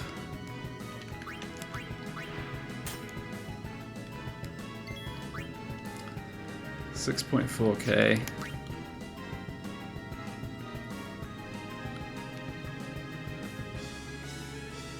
Yeah, we're not really realistically going to be able to beat it. Oh, that's a shame. Especially because I did sort of mess up with the... I did mess up right at the end there with just not having a more expendable character die. It's funny how often the 1 in 25 comes up though on the... Yeah, it's funny how often the 1 in 25 comes up on the Sleep Strikes.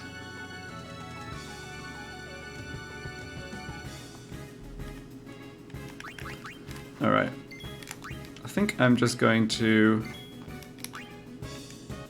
I mean, yeah, pray for a million misses is right. We just really don't have anything here. I mean, we've got 1 Ultima. But we need to deal damage. There's no point having evasive characters in the front line. yeah. We just have to go out here and pray it misses. Alright, that's not a miss. We did land slow though. Poggers.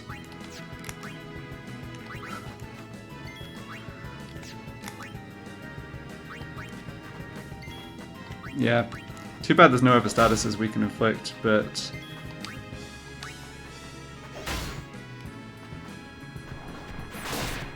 Oh, hit and poison. Yuck. Yeah, we're just dead.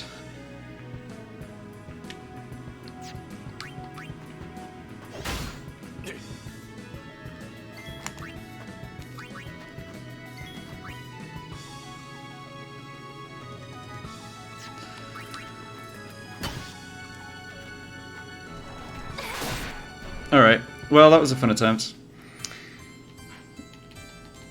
Oh, we had a good streak of no random encounters giving game over. This is actually the first random encounter that gave game over in the whole game.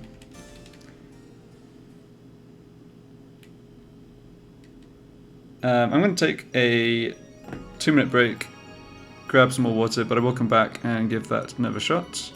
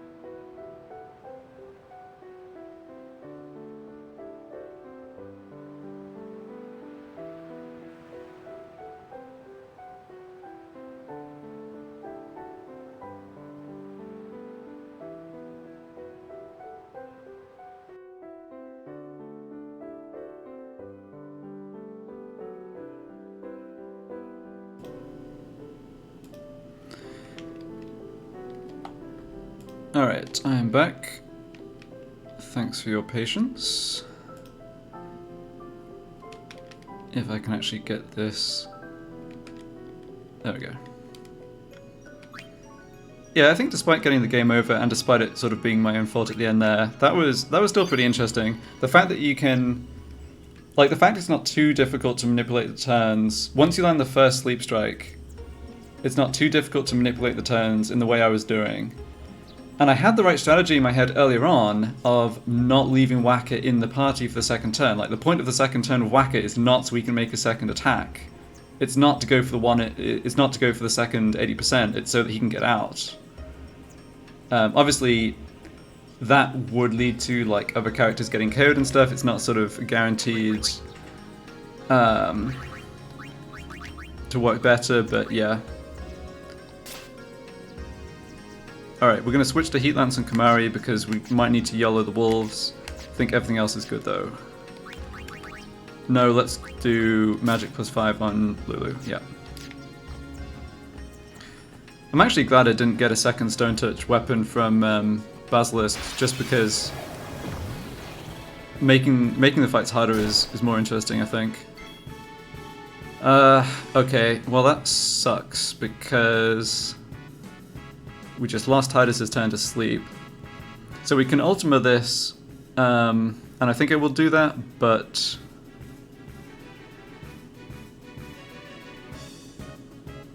Okay, I'm gonna take a slight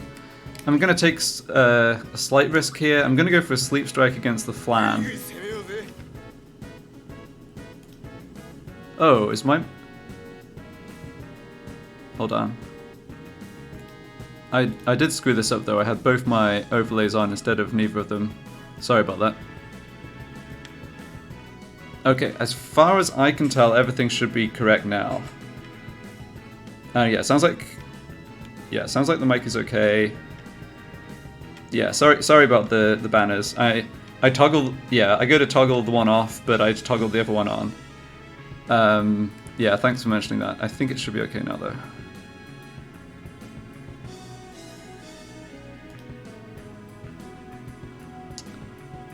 Yeah, so like I said, I'm gonna go for the Sleep Strike on the Flan here.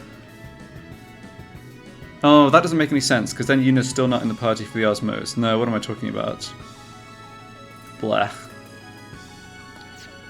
Alright, not off to a wonderful start here.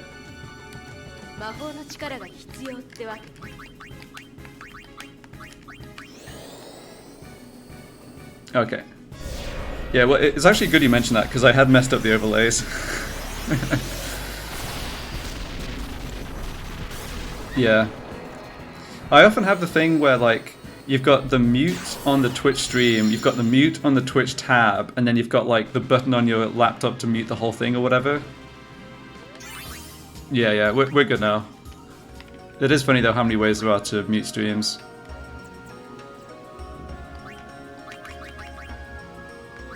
Okay, I don't think that hit on Tidus affects anything too much, no. Yeah, unfortunate to have to burn Ultima without getting the refresh though. Okay, but we get kind of compensated, I guess, by a preemptive strike. So now Sleep Strike is... yeah, now it's Sleep Strike's time to shine. I think we should be able to deal with this encounter taking very little damage and not needing ultimate. Let's see if we can do it. So, Sleep Strike on the Wolf. Pretty clear opener here. Nice. So it guarantees dies to Whack or Kamari attack. Dark Touch is sufficient to deal with the mole. Let's go ahead and try and get that down. So that's Yuna's job here, right? Yes. Ah, she did not land it. Okay, that's fine. We can cobble together just HP damage to take it out. Oren actually gets 2 turns before the mole.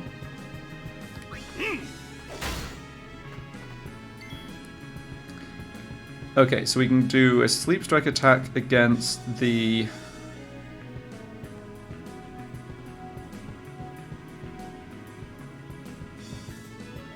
yeah, Sleep Strike attack against the Flan.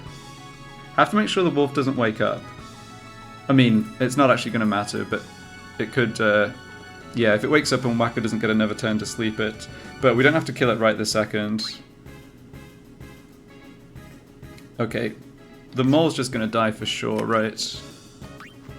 Oh, I should have paid more attention to how much damage Oren did to it. I'm pretty sure, though, that this is a guaranteed kill.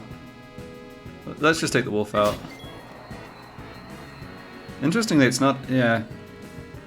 It's not actually a guaranteed one-shot with Fire Strike on Kamari, I should remember that. Okay.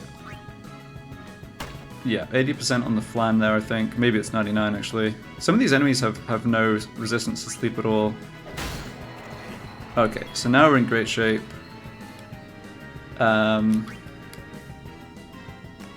Let's grab MP off the flan. さてどうしようかな。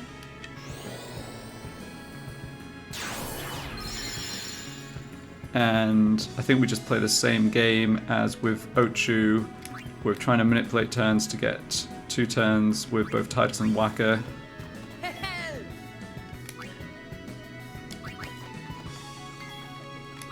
Need someone slightly slower.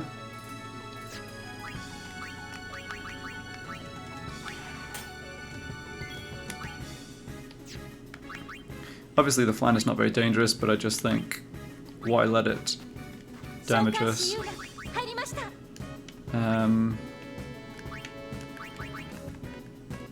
Yeah.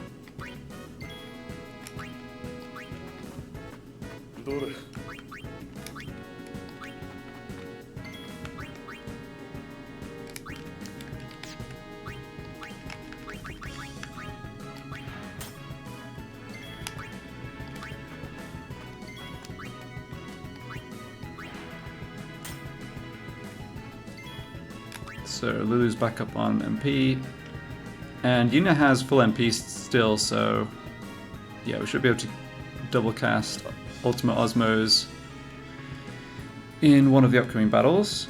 So can I get a turn right after... Yeah, another character's turn right after the flan? I can. Excellent.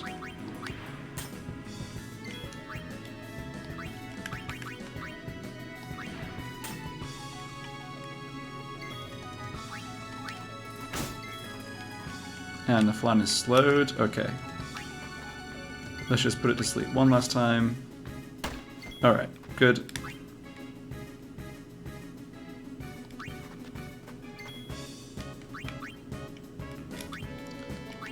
Now when it wakes up, we're just going to beat it down.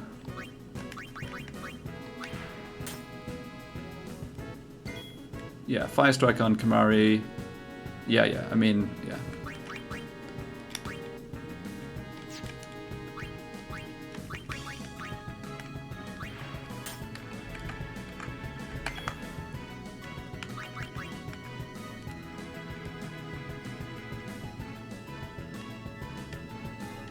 Oh, really? The flan is the same speed as Waka? Yeah, you're right. He's not getting 3 turns in a row here. Yeah, that's interesting.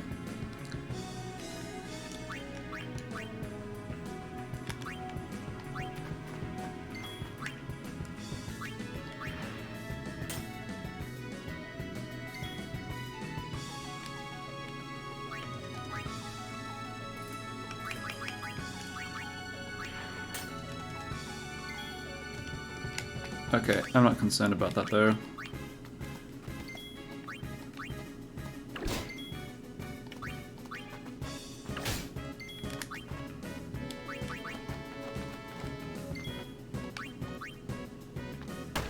Yeah.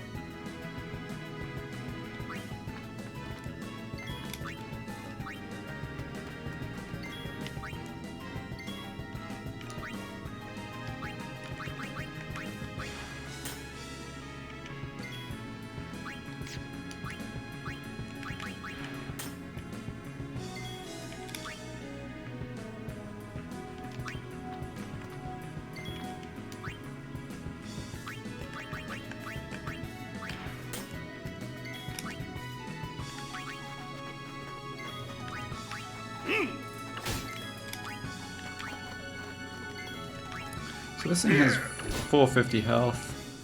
I haven't actually been tracking its HP, but yeah, I'm pretty sure we could just kill it here.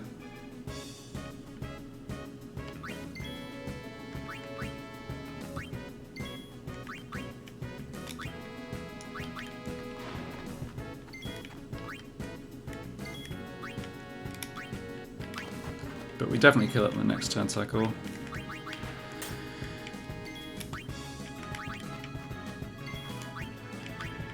Okay, so this was a great encounter. Everything, yeah, we didn't take any further damage. We got Ultima recharged, or MP transferred over. Oh, okay, it was way lower on health. Yeah, I should get better at tracking HP of enemy when I don't have sensor. It's just like one too many things for me to keep track of. Frostblade on Oren. Well, we're not going to change off the sentry, obviously, but that's not bad for one-shotting moles later, possibly. Or even in this area, we have the option still of switching to that. Yeah, Rod of Darkness is still good. Yeah, Rod of Darkness was nice in that battle. Or at least having the option was nice in that battle. Kind of going back and forth on this Poison Touch versus... I mean, Poison Touch would probably have been a kind of a fast way to deal with the Flan as well. Let's go back to Dark Touch though. I don't think the magic plus 5% really matters much. And I can see having another Dark Touch character being slightly useful. Yeah. Okay, and this chest is just an X potion, so we don't have to pick it up this time. Skip through this.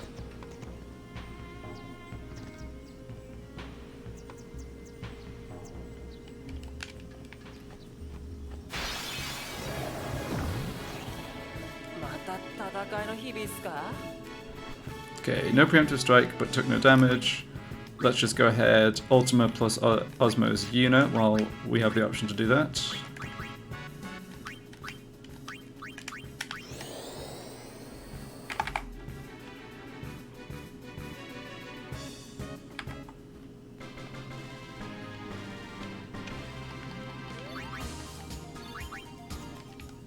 Okay, I'll keep Yuna's armor on because it is still giving you a little extra HP, even though we don't need the MP now.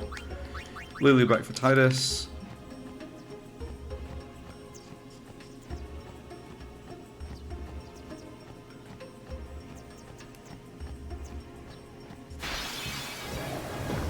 Alright, another preemptive strike, very good.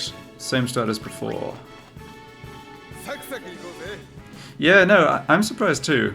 And I don't feel like we've had to get super lucky. I mean, we did need luck against Squee. The strat was only, you know, 20-25% reliable, but that's still not crazy low. Yeah, I'm definitely rethinking later in the challenge. I mean, it might be possible to get further than I was thinking in this. Alright, that is a great start. Does Oren get a second turn before the mole again? He does. Okay, so Oren just takes out the mole. In fact, Oren can switch to Lightning Strike and just one-shot the mole. Yeah, I think it's a guaranteed kill. Yeah, 400 it should be.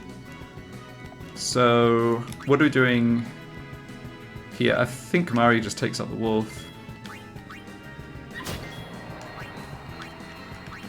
Need to remember to switch back to Sentry. Yeah, 430, excellent. And you get a Sleep Strike. Okay.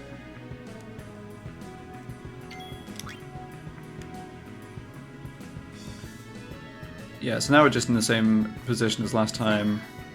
We can grab a tiny bit more MP off the Flan. I don't think that makes any... Yeah, that extra 2 MP is not really going to make up any breakpoints, probably, but who knows, it's sort of free.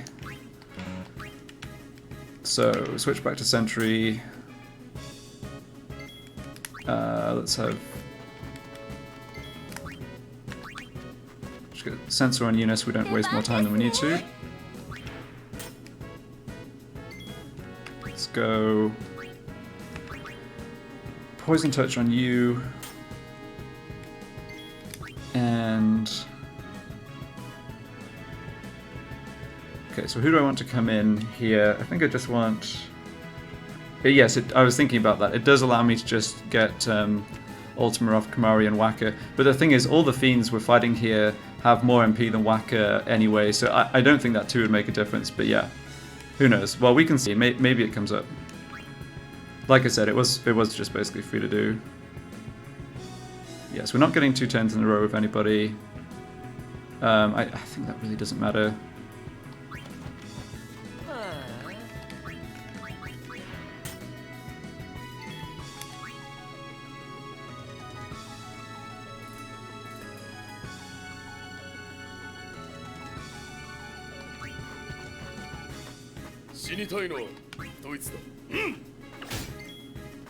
I did not sequence this quite right. Okay, so yeah, I've got away with it.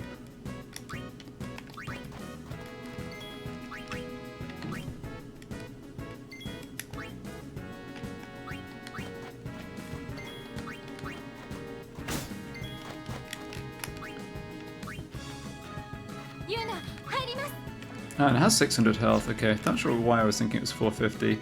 That must be the yeah, flans on the mushroom, or before the mushroom rock. Yeah, like the Mihen flan. Right, the Mihen Old Road flan is 450, I think.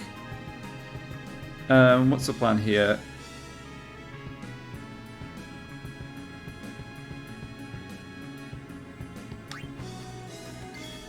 I guess I just do this.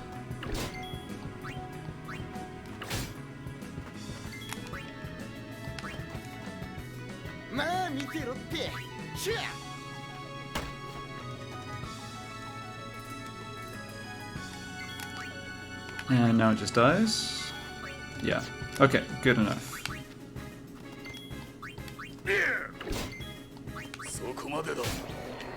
Alright, nice encounter. We are yet to see an Ochu on this second attempt. But we're in good shape.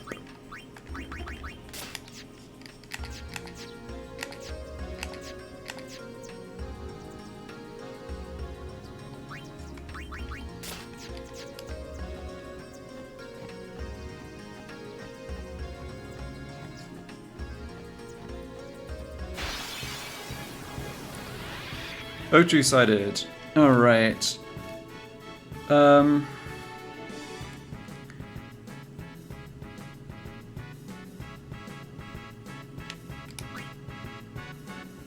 Yeah. Sadly, Titus does not have enough HP to survive an attack here.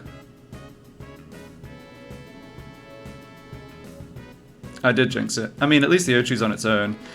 I don't think I've ever gotten along the Moonflow without fighting a single Ochu. It's not an uncommon encounter, given it can show up with the bees or the wolf, and there's a bunch of encounters here, so yeah, I was kind of resigned to it happening. So do we go for the slow touch attack here or not? I think we should. A lot has to go wrong for this to backfire. Of course, a lot could go wrong, but, you know.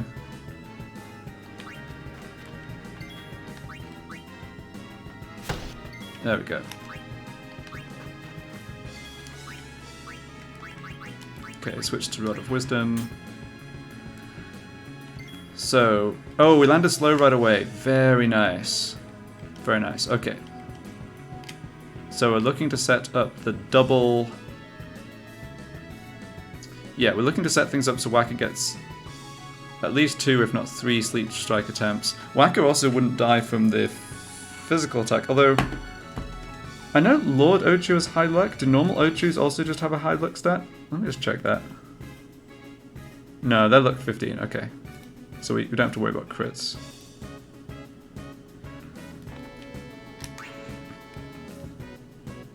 Yeah, nothing we need to do with MP.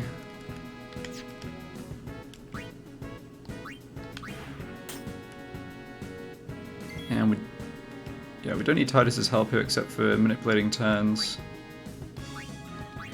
Now that it's under slow.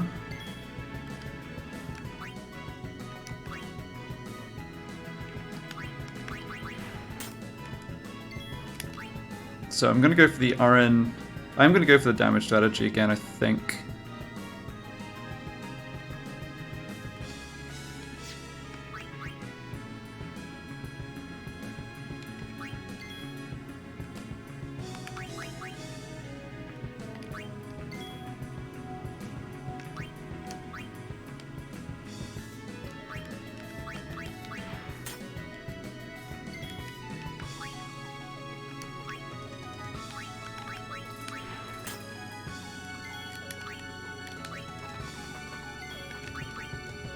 Okay, that looks good.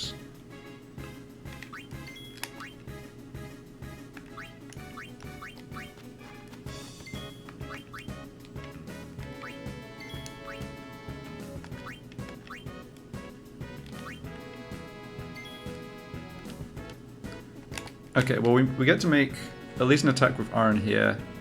Then we have a decision about whether we get a second attack or whether we need to start trying to put it back to sleep straight away. Can't quite see the tick timings down there.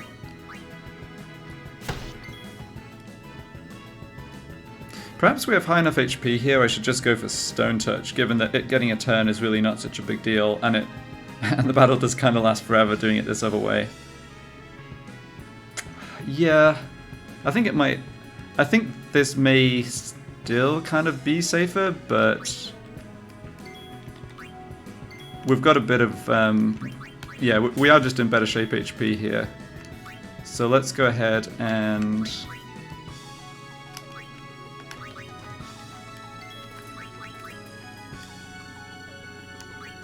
Yeah.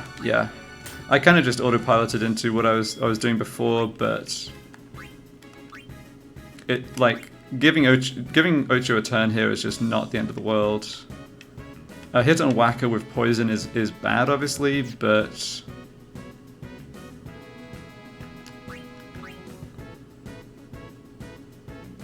we can still avoid having him in the party if I want to, if I just miss the first 2 Stone Touches, right? Okay, can I get a character's turn right after? Oh, I can't.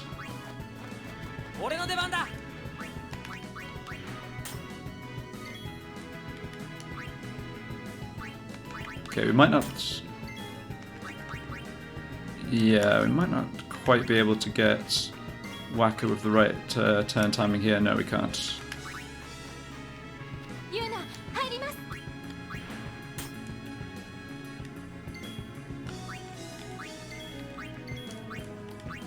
Yep, so you're on TKO.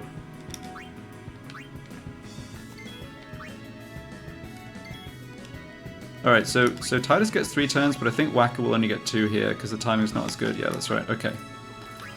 So that's fine. We can just... we slightly gain ticks with Titus and Yuna over Ochu's turns because they are that bit faster. So we should be able to line it up here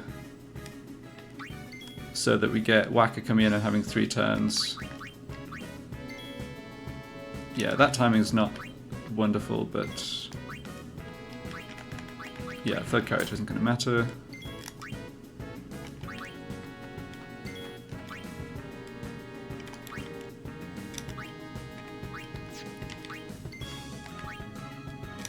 Yeah, now I think I should be able to defend.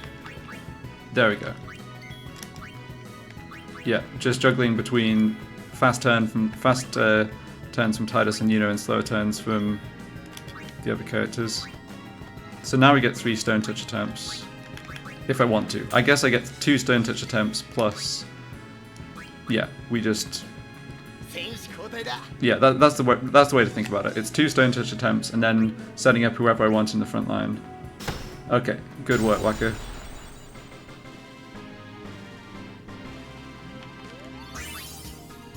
Yeah, and everyone's still healthy. Awesome.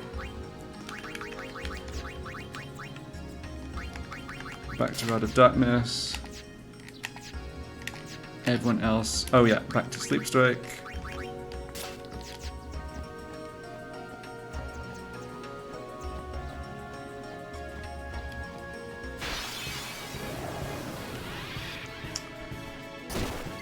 Ochu and Wolf, and now Titus is low. Okay.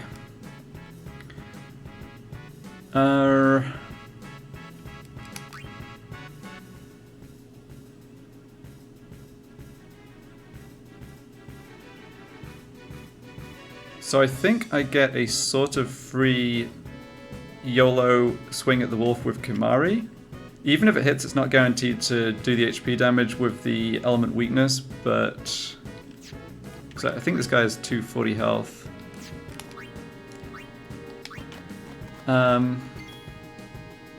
So if this hits and kills the Wolf, we do Slow Touch hit with Titus, and then Sleep Strike attack on Ochu. If this misses, I think I Ultima and Sleep Strike.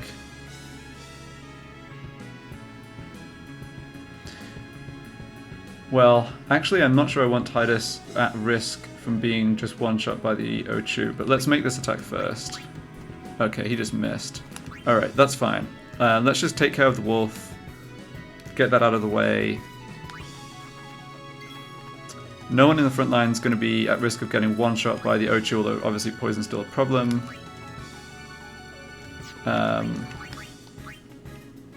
Yeah, because I don't think having Waka come in and go for a sleep strike on one of the two enemies, but leaving the other one to have a turn is a good idea here.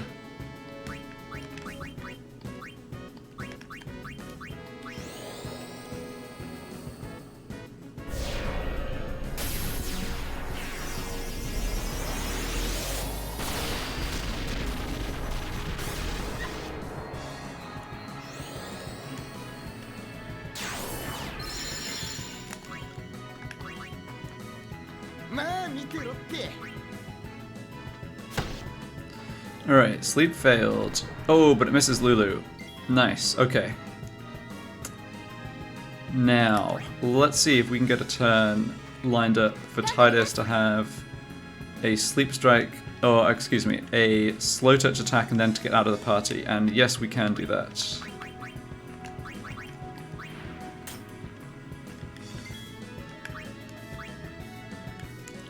So...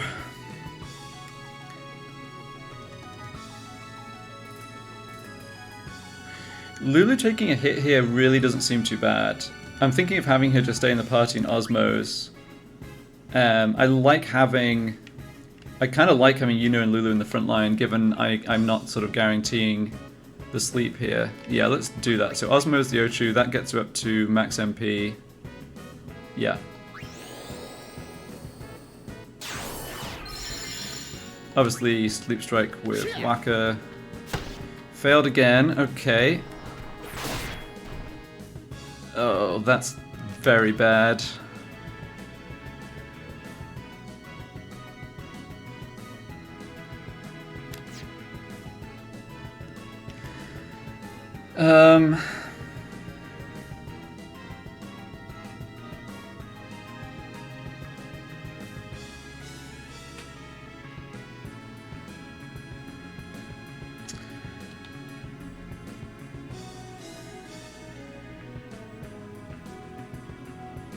Yeah, the poison's the big problem. So he can survive one poison tick, but not a second. So I could switch to Stone Touch and make one Stone Touch attack, but if that failed, Waka would then be KO'd. Would need to do 2,000 or so damage and get into that really awkward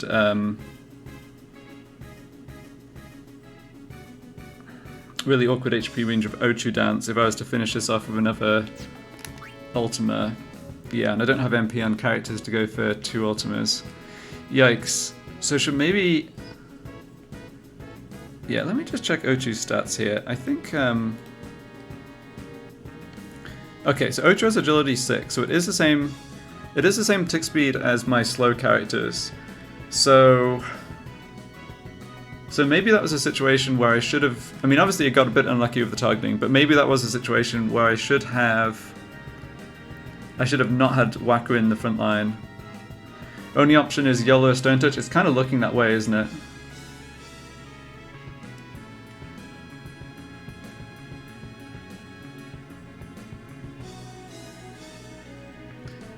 It's kind of looking that way.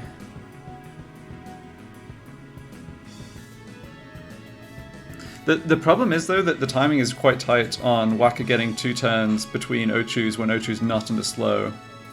So that was why I was thinking, okay, prioritize... I guess I wasn't thinking through how bad poison on Waka actually was. Yeah, that was part of the problem here. Okay, well I have a free turn with Tidus. Nobody else is fast enough to get a second turn. I think I should at least go for a slow touch attack here. Sadly that did not land.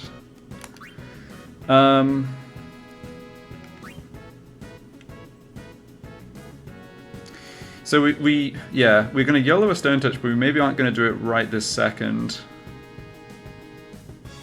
Right.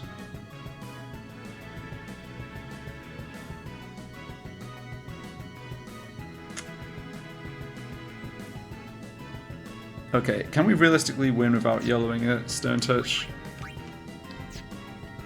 I think it's just a bit too much more damage. Yeah, lining up the double whacker turn. Yes, that's right. It's possible, but it's just, well, it's possible in theory, but depending on the initial counter values and whatever characters are doing early in the battle, it's not guaranteed that I can set it up, I think. Alright, I think let's just get this over with. And YOLO the... I actually don't want to do it right now.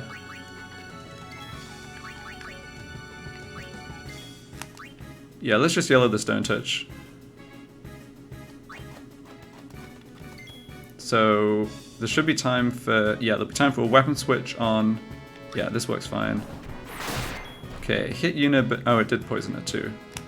That's still okay. I think unfortunately the Ochu is just, there's just some amount of risk associated with Ochu that, and it's just a case of like pick your poison kind of thing.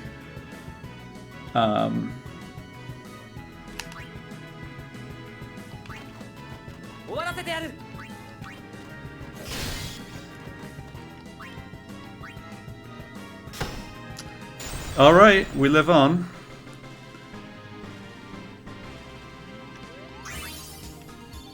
Ooh, Poison Touch for...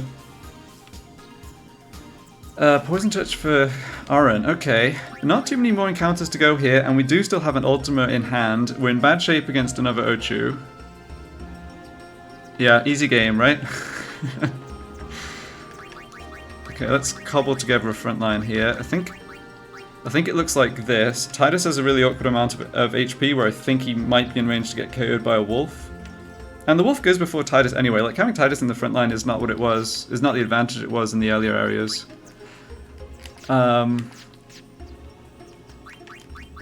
Okay, now we should definitely switch to Moonring since we're below max HP on Yuna.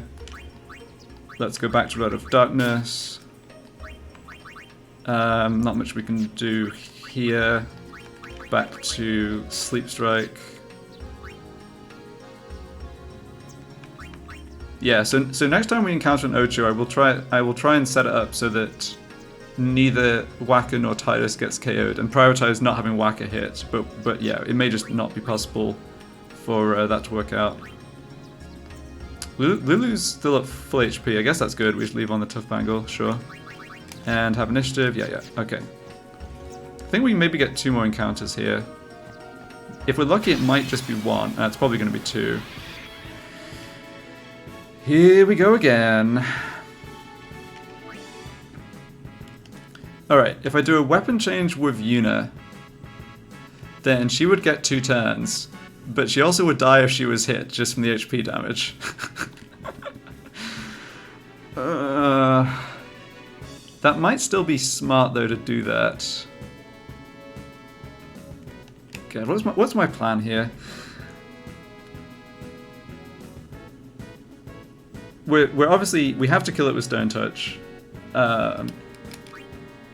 Okay, no, that's exactly the question.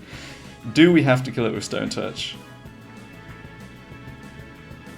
We have Sleep Strike equipped now. Obviously, we have an 80% chance of getting it to sleep right away, which would make things easy, or much easier for lining up Slow Touch attack and Sleep Strike attack later. I like the idea though, okay, if the Sleep Strike fails, obviously it's not necessarily immediately game over, we could just dodge the attack or what have you. So let's do this weapon swap with Yuna, get that turn right after the Ochu's turn.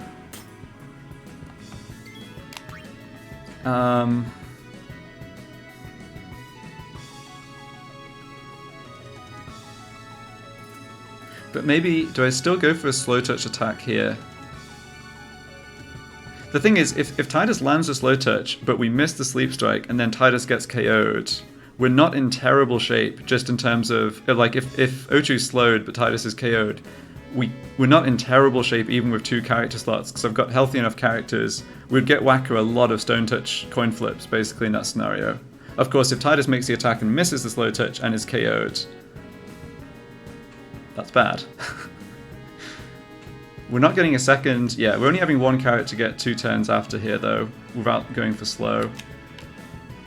So what's the play?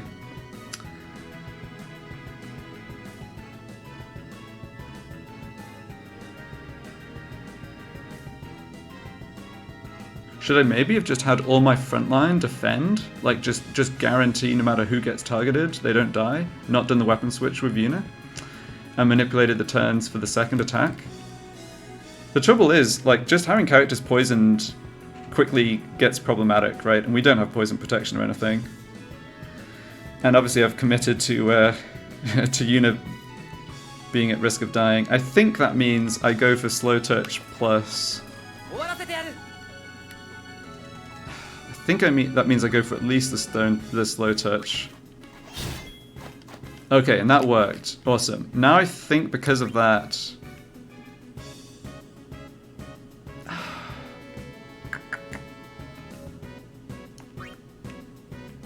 I think because that worked, I don't want to risk Whacker right now.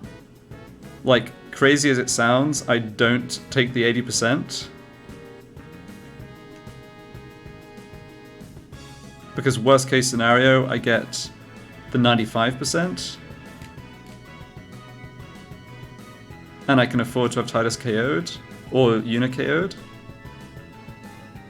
Yeah. I think I just do a weapon switch with Lulu. Who I'm fine if Lulu gets hit as well here, I think.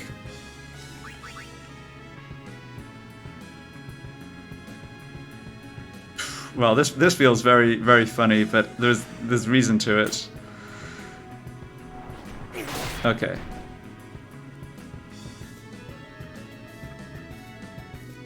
So do we get 3 turns with Whacker here? Probably not. Oh, we do. Okay, well that makes this decision pretty easy then.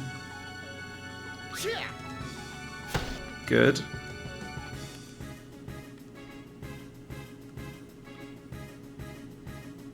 Okay, so now I think... Now here's the plan. We try and line up turns so Whacker gets 2 Stone Touch attempts and then gets out of the party. And we bring in characters who can tank the physical hit. This can still go wrong for sure, but I think that... with a character slot down, that's better than trying to actually go for the HP damage and just endlessly renewing Sleep Strike.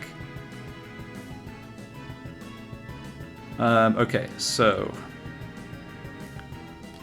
Yes, we want someone slightly slower than Yuna to do something here. And then Yuna coming in and defending.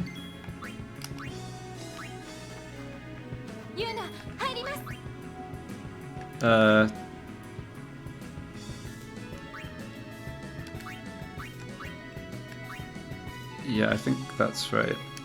You switch to Stone Touch.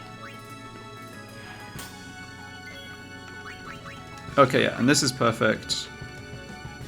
Yeah, this is exactly the scenario we wanted. So I take Whacker out of the party, have him switch in for Yuna here.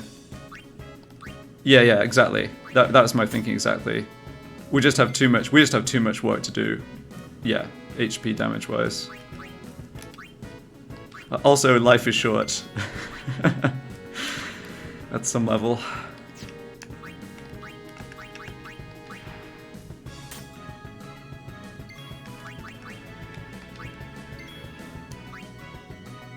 Okay.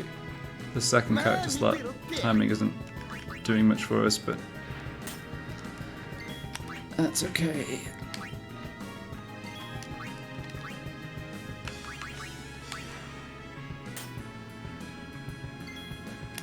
So, 2 Stone Touch attacks, then switch Whacker out? Yes.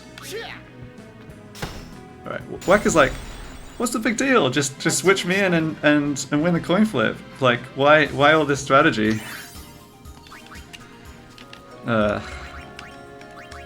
so as we were after that fight, we did take a hit on... Yeah, Tidus got reduced to 1 HP, but he wasn't healthy enough to be in the front line anyway, so I don't think that changes things. Yeah, and we still have enough HP to try that same strat again. I think the big decision is right at the beginning there. Do we go for the slow touch and risk Tidus getting hit? Yeah, Stone Touch is yeah, Sleep Strike is not performed as well as I would have wanted. funny how often that 20% comes up. Well, yeah. Okay, is this looking fine? Yeah, I think so. I think we get one more encounter here. Maybe not even. Yes, one more encounter. Okay, Yuna survives. We just ultimate this.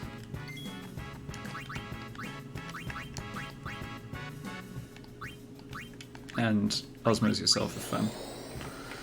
Alright. Well, it's a shame we didn't manage that on the first attempt, but still, only one game over.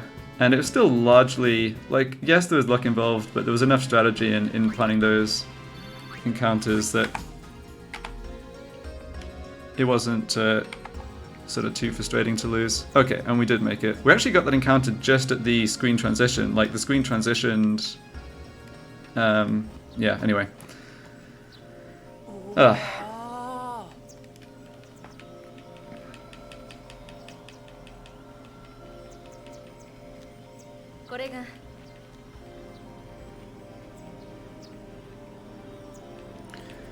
Alright, so we have the strat. I have the strat ready for the extractor fight. We do need slow touch to land, but other than that it should be okay. I think the decision after that is... am I trying to push on through the Thunder Plains? Or am I going to get to Guadosalam and then backtrack? I have to say, backtracking through that Moonflow stretch on this side of the river is especially nasty. The thing is, I do want more... Okay, it won't be as bad. No, it won't be as bad, because I'll have Death Touch on Lulu. That's right. That's right. So I buy Death Touch from Owaka in Guadosalam. I could even get it from the merchant at the Moonflow, even though I think it's a bit more expensive. Thing is, you only get a couple of encounters getting to Guadosalam. Riku in the party doesn't help that much except for turn timing manipulation. Yeah, let's see. Okay, well, first things first, let's do the shopping. Let's check the guild situation. Can we afford to spend... I think it's a bit over 9k from Owaka in Guadosalam for Death Touch on Lulu, and it's 13k or something from the merchant here, but let's check on that. Because I do want to get back... Yeah, I don't need to backtrack that much. Yeah, that... So Blitz, I was thinking about that, but Spheromorph is actually...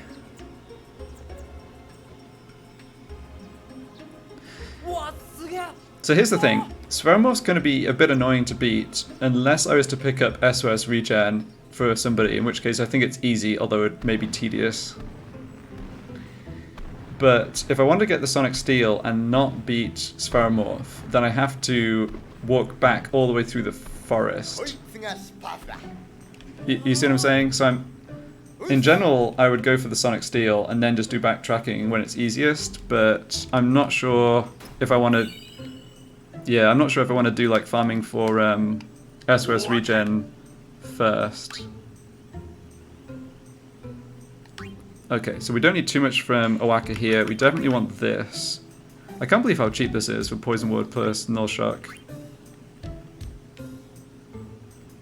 Yeah, let's equip that as well, because Poison Ward is actually doing something in this area.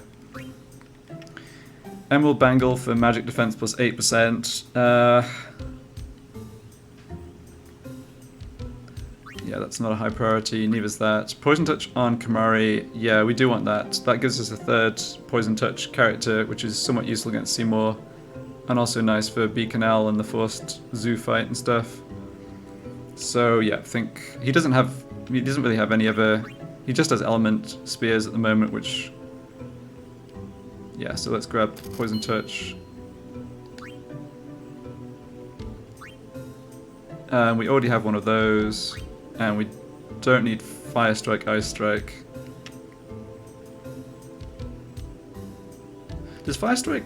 I feel like Fire Strike, Ice Strike is double super effective. That's not the terminology. Double... yeah.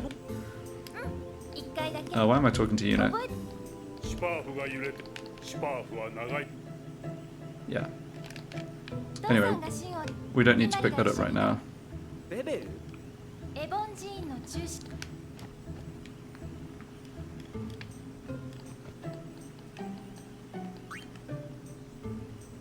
Alright, really important armor here with that Danger Arm Guard.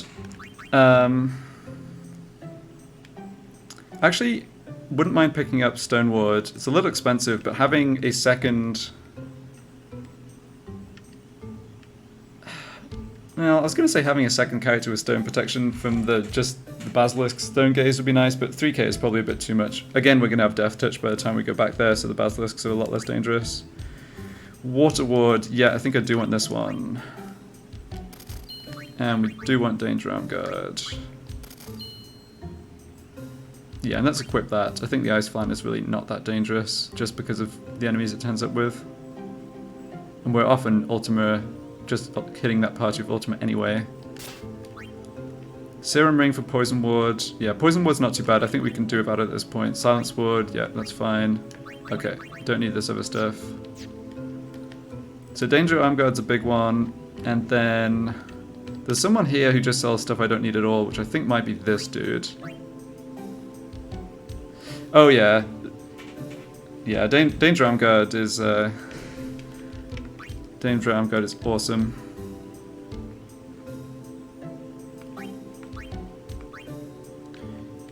Okay, it's a little expensive, but I do want the Ice Ward on Orin.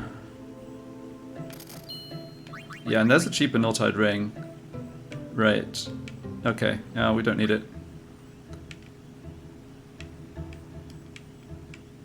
Poison Ward on Tidus is somewhat more useful because of the whole Ochu situation, but I think I can pass on it just because, again, our life's going to be a lot easier with a second, like, one-shot character for the Ochus. So, something I was thinking about... This is looking ahead a little ways, but Evre Altana... This item in particular, or this equipment in particular, it's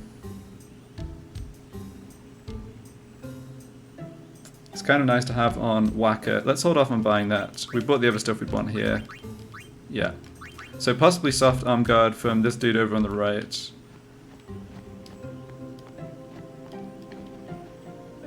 Oh yeah, you're just a bystander. Okay. Then we watch this scene, and then we have to leave and come back to get the extra merchant to appear. And I'm pretty sure she does sell... Yeah, she's a merchant who's like randomly not wearing much clothing, yeah. But she sells some important stuff. There's such a mismatch. It's like, what is the weather on this day? Look at how the scholar dude is dressed compared to how this lady's dressed.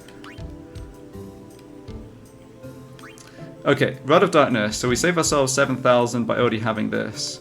And similarly, we save ourselves this money for already having that exact equipment back from Lord Ochu. And here's the Fatal Kate Sith, and it's 15k. We can afford it though. We can afford it. I don't really want to get a game over in the other side of the Moonflow. Yeah, I think looking at it, Gil's not the limitation I was concerned it might be. We don't need this stuff. Yeah, let's grab the sort of Grit Our Teeth and grab the more expensive Fatal Kate Sith one area before the cheaper one. I don't think I've ever done this before. No, I'm sure it's not. I'm sure Waka's is cheaper.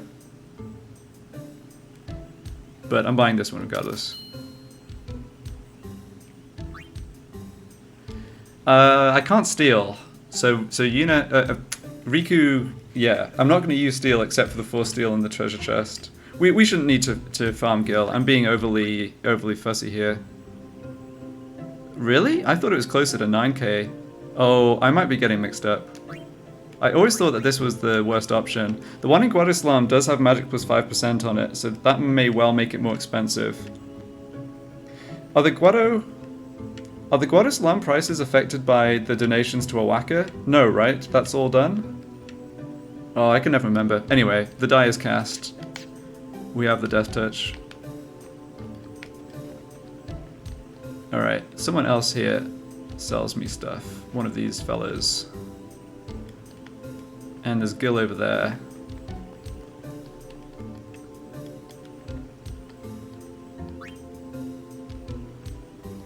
Okay, yeah, so here we have mostly random crap. Yeah, we obviously don't need... Just before Gui. Okay, thanks. Okay. Well, we'll see pretty soon here. Ice Strike, yeah, Fire Strike, Ice Strike is definitely... Is it the wolves in Beaconel that are vulnerable to both, or the dragons in Beaconel? Let's pick up the Blurry Moon. We've got plenty of gold here. An extra Dark Touch is good. Don't equip that. I don't think I'm going to bother with the double Element Strike. It's just a bit too expensive, but I will go back and pick up... Let's grab this chest. Don't think I've missed anything important from... Yeah, that's the 5k guild, nice. Don't think I missed anything important from these merchants, but I will go grab that Stone Ward armor for Waka. Just because I'm not 100% sure how I'm going to be fighting Altana just yet. And I think this lady might stay there, even if you backtrack, but some of the merchants don't, so... no, it was the chap over here. We can sell my items, yes, I should do that though. Oh, we're doing fine on Gale. How have we not ended up spending... Yeah, I don't know. I guess stuff is just... Either I'm missing something I should have bought, or stuff is just a lot cheaper. So let's buy this. Yeah, we don't need to equip it.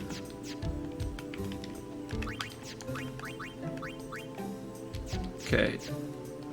Do a quick check of inventory here. We don't need that warrior sword. We have blue shield and null tide for the upcoming extractor fight. That's great.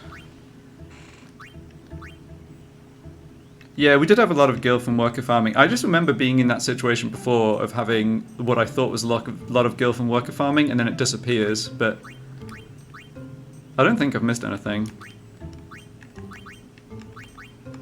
We have good coverage. Yeah, that extra poison touch on Oren's not bad as well. That was this attempt, right? Yeah, that was... Yeah. We didn't lose that to the game over.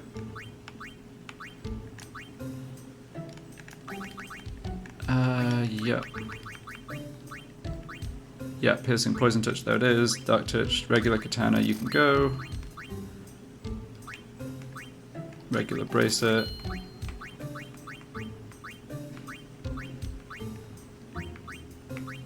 Yeah, starting to get a nice mix of stuff on our gear. We have 3 of the elements. Yeah, we have all of the bought elements covered on Waka. I think we can sell the element Moombas at this point. May regret this if I end up soloing a blue element with Lulu in the forest, but let's face it, that's sort of horrifically tedious either way.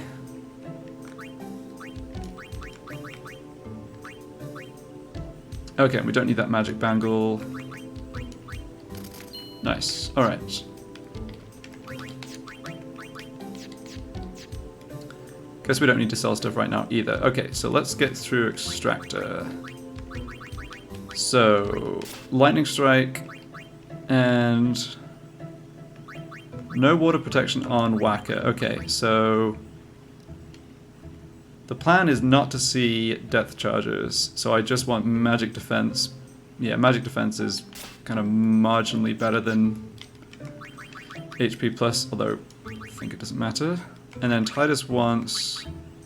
I think we just go straight for Null Tide. The Aqua Shooter just doesn't do that much damage. There's no chance of him... Like, it does... I don't think it does... I think it does like 150 damage. I might be getting mixed up between mods, but yeah, we can safely just start with Null Tide. We don't have to worry about starting with Water Ward. And yeah, start with Stunning Steel and switch to Lightning Steel.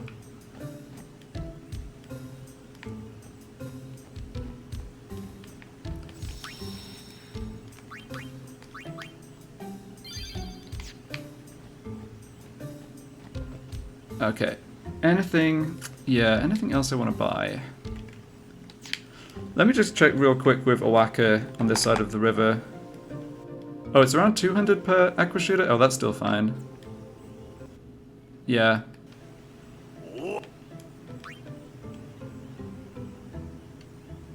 I don't know where I was getting 150 from.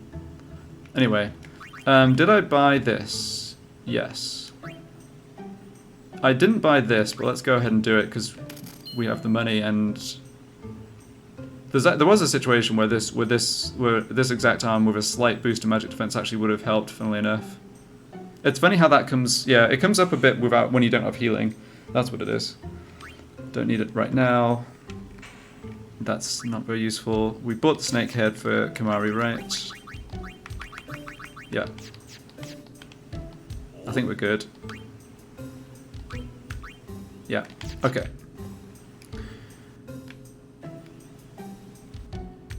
So what would we want to get from extractor drop wires? I mean, more SOS nulls, 2 of them on the same armor, would definitely be nice for Seymour. We don't really need it though. I mean, we'll just take whatever, I think. Yeah, that's right. Good.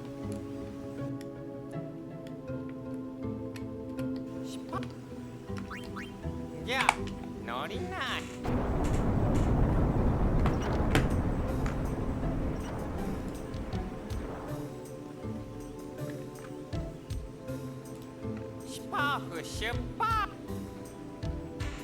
Just out of curiosity, while we're waiting for the next fight, do you have a preference time-wise? I mean, I'm pretty flexible. Like, I could stream every morning around the time I started streaming, or I could stream in the afternoon. The times I've been streaming the past few days. Nani? Oh, I mean, I'm happy to stream even if it's at a time that nobody can make, or, you know, obviously I can't expect you both to be here every day, of course, but if there was a time that was slightly better, I would consider preferring that, just because I'm flexible the next week or two.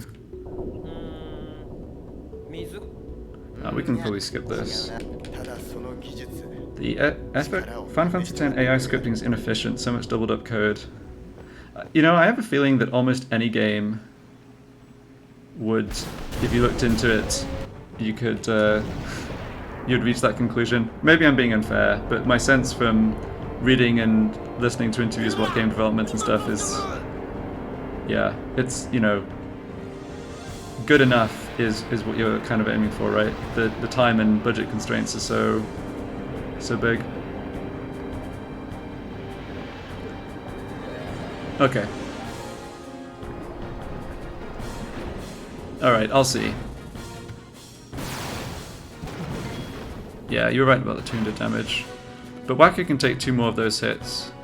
The big thing here is just landing the slow touch, but we can't do anything about that except take the coin flip. Alright, well, that should wrap it up, I think. Crit plus slow.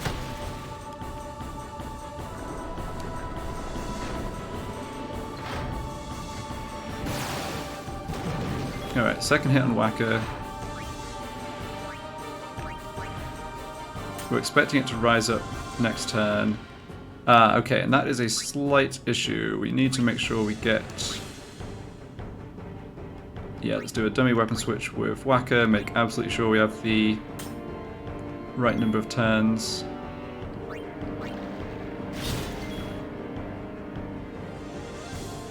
I wonder if you low roll the damage, is 2 hits from Waka and 1 hit from Titus, is that guaranteed to be 500 or could it be slightly lower? I feel like it could be slightly lower. We're in such good shape this battle that I think I can just take an extra dummy weapon change with Titus and eliminate the risk. Yeah, so I'm going to do that, but let's have a look at this damage. I feel like I've always had it be at least 500, but I just saw like a 160 something from Waka. Oh, no, it's fine, isn't it? Like 160 is 320, and Titus is always like 180, 190. Oh, yeah, it's totally fine. Alright, I don't know what I was thinking. Yeah, I was thinking... Yeah, 3 hits is guaranteed. Yeah, I was thinking I just did the math completely wrong. Like 3 times Whacker is not guaranteed, but obviously that's not what's relevant.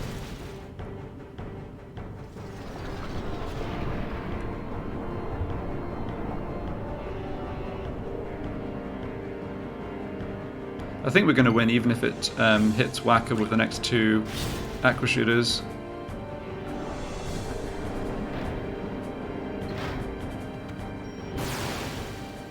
And it didn't. Okay. Alright, we have the same situation again. So let's, because Whacker's doing less damage, let's have Whacker do the dummy weapon switch. Yeah, that's good.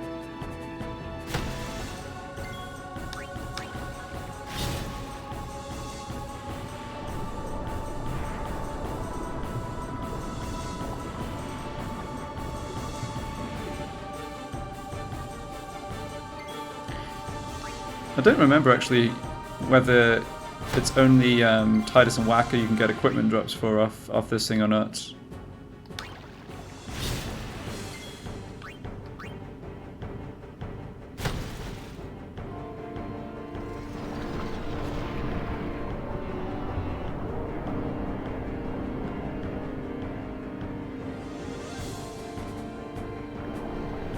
I think I have 3... Yeah, I have 3 elements covered on each of Whacker and Tidus already. You can get drops for other characters. Okay, cool. So we can just go ahead and attack here. I think that magic defense plus 5%... It's kind of close, but that magic defense plus 5% may have actually helped us there, just because it did target Whacker 3 times. Alright, but it's going to die... Yeah, it's going to rise up and then basically die right afterwards.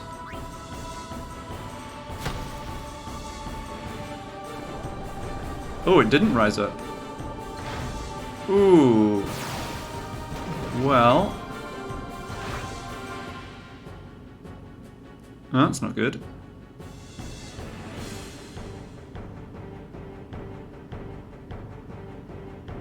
Yo! The challenge is going well.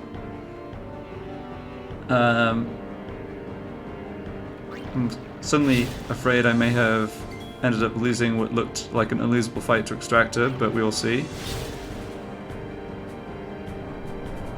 So I don't do the 500 damage to it here without a crit, but I might just kill it?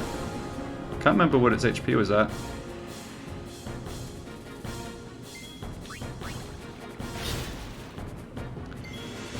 Yeah, Whacker's hate for the Albed is being reciprocated. That's okay. Man, okay, that was closer than I thought.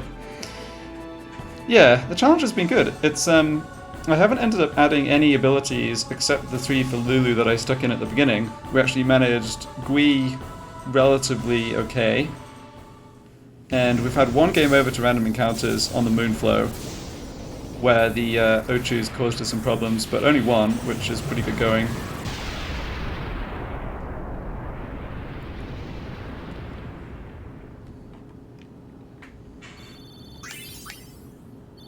Ice Brand, alright. Not a good drop, but no need to refight that, I don't think.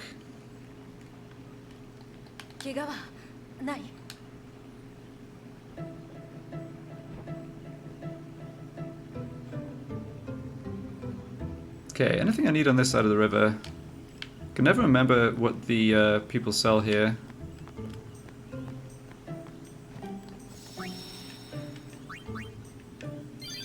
There's like 1 treasure chest, maybe?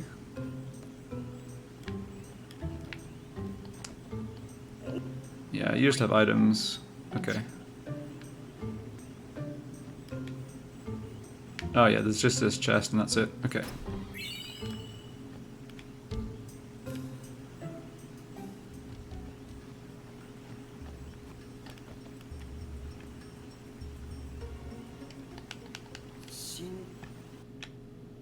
Oop.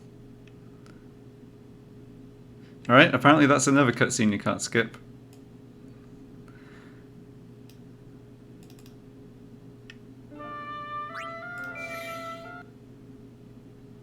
Oh, it looks like the stream is fine, it's just the game that crashed. Yeah. Okay. Insert comment about having to watch the cutscene with Unit or with Riku taking off her diving suit.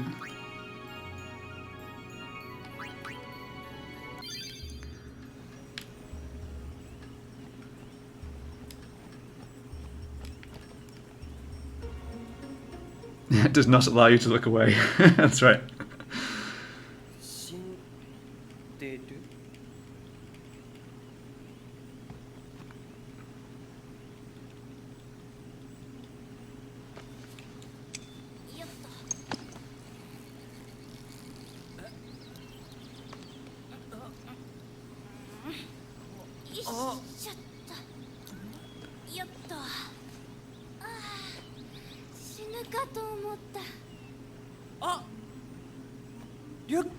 I'm not sure what Waka thought happened here.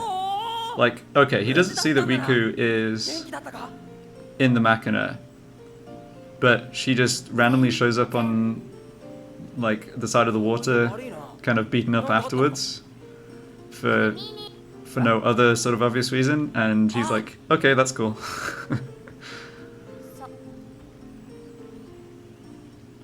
もうめちゃめちゃ痛かった。ひどいよね、もう。でもさ、そっちが襲ってきたんだろ？違う。深い事情があるんだよ。おい。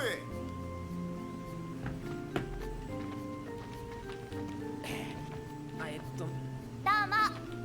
ほら。 Oh really? Oh, that's very awkward. そりゃお前を。まったく。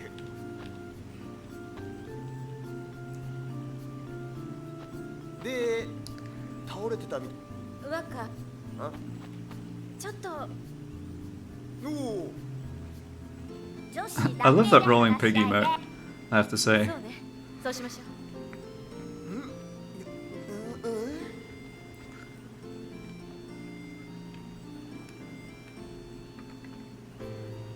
Yeah. I mean, it's not like completely crazy, but there's a little bit of, I don't know, suspension of disbelief, or assuming Waka's just doesn't really think a lot.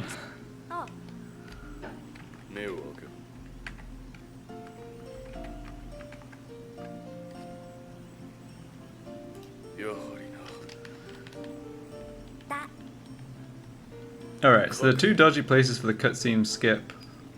Well, yeah, exactly, Blitz, yeah. So the two dodgy places for the cutscene skip so far are after Gui, which is an annoying one to crash on, and that cutscene, which is no problem to crash on. Yeah. Yeah, it's not inconsistent, it's just a little funny.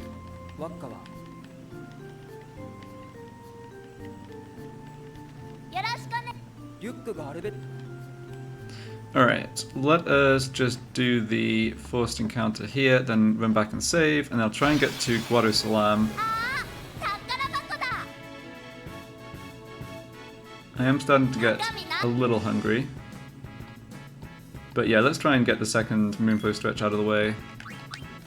Yeah, so this is the interesting thing, is like she's forced, not only is she forced to use a special skill, but it's forced to be steel rather than anything else.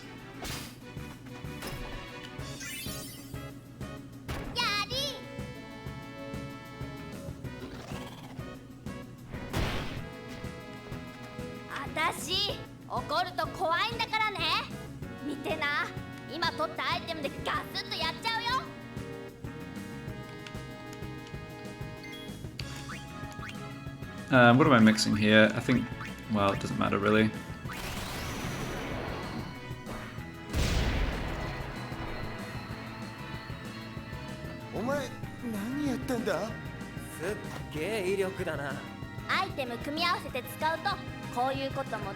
I can combine items and use them like this. Titus, wow, that seems broken as hell. Let's just do that the whole rest of the game.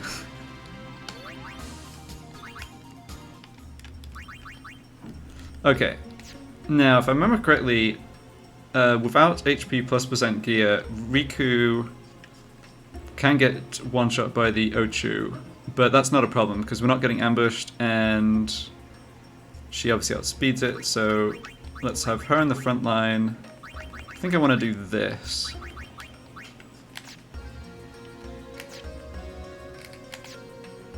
Switch back to Stunning Steel. I think I still want to get the slow touch down on Ochu before going for it with Death Touch, Stone Touch, rather than just YOLOing it off the bat, but we will see. Noblaze and Sleeper and Danger Arm Guard. Okay, that looks good.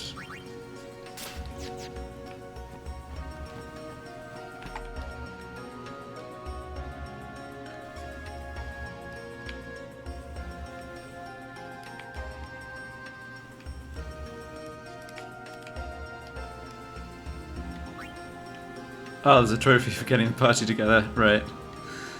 Yeah.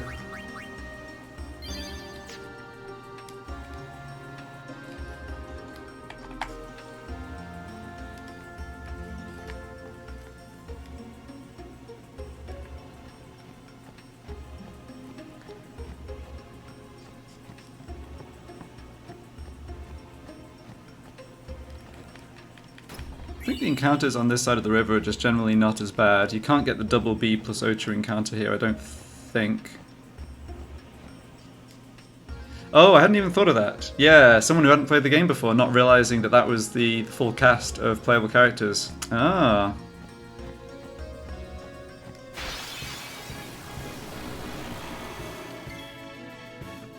Ah, good old Speedy Riku. Yeah, so Riku is just a speed bot at the moment, but that's okay. We just see so few encounters here. I'm just going to go ahead and drop. Oh, okay, miscalculation. One of Lula and Yuna should have had MP plus % gear.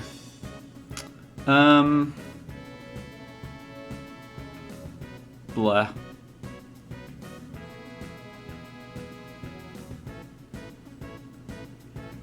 Yeah, I don't get the ultimate back. Okay, whatever. I'm just doing this anyway. So what equipment, what armor did I put on Yuna then? I think I just never switched it back to MP plus 5. Yeah, that's what it was. Okay. Must remember to do that. MP plus 5% really makes a big difference.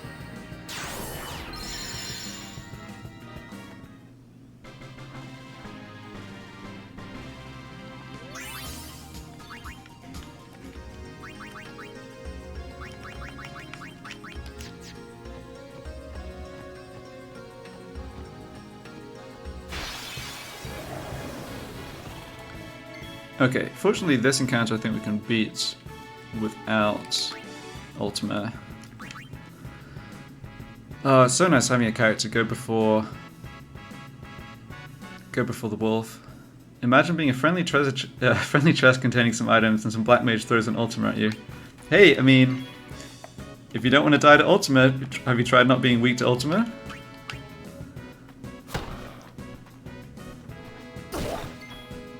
Alright, well that wolf did not want to go to sleep, huh? I think we let the wolf get another turn and just make sure we take out the mole.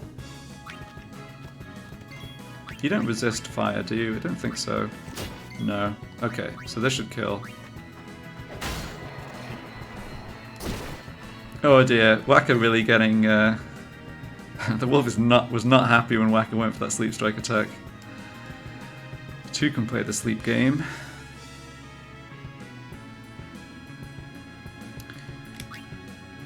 Alright, well... if Aaron connects, the wolf definitely dies. I think I should have someone harmless just wake Whacker up. Yeah, harmless being like not a death touch attack. Oh, the other thing I should do is another Osmose. It doesn't work, does it? Yeah, Osmose doesn't wake Whacker up.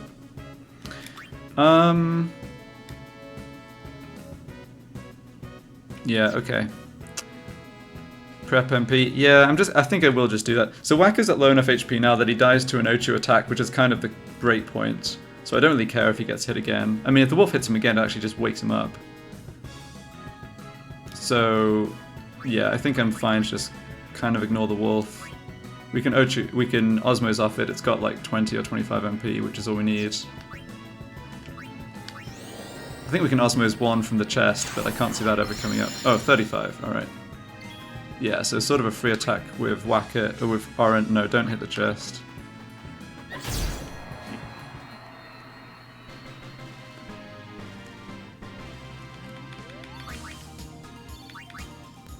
Yeah, prepping MP I think was the right call. Oh, must remember I've got Riku for almost another Ultima. With her 85 MP for kind of no reason that she has lying around at base stats.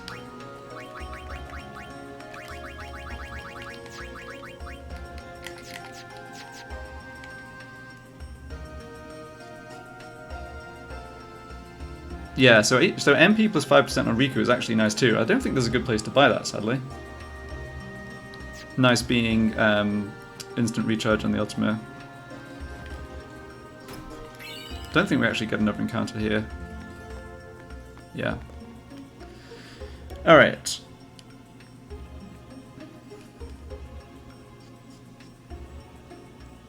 I always forget where the chest is here. It is... Oh, maybe it doesn't spawn until you come back? Am I crazy? Or blind? I think crazy. Okay. There is a save sphere that comes back, or that appears there when you come back. So why did I think there's a chest there? Whatever.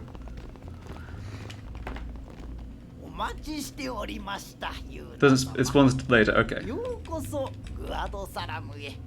ささユーナ様、こちらへ。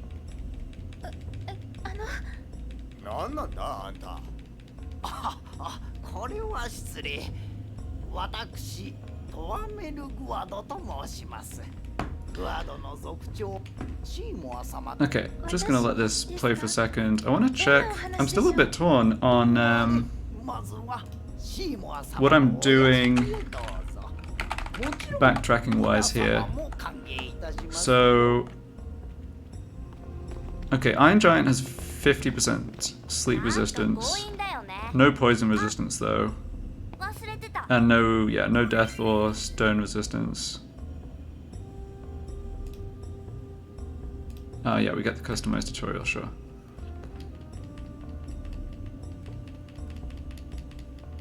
I definitely want to be able to have a full front line of Stone Touch.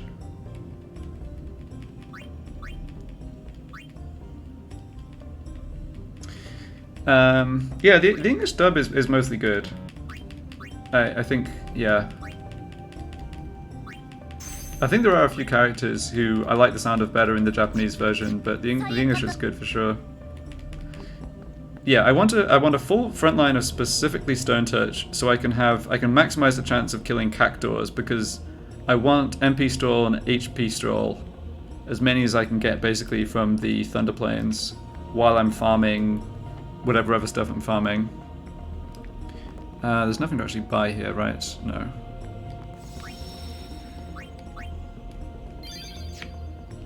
So do I want to go back and try and get the extra 2 Stone Touch weapons now, or like you know, basically just walk into the Thunder Plains and then backtrack kind of thing? That's what I was going to do. The only slight downside of that is we do make our lives a little harder for not having First Strike. However,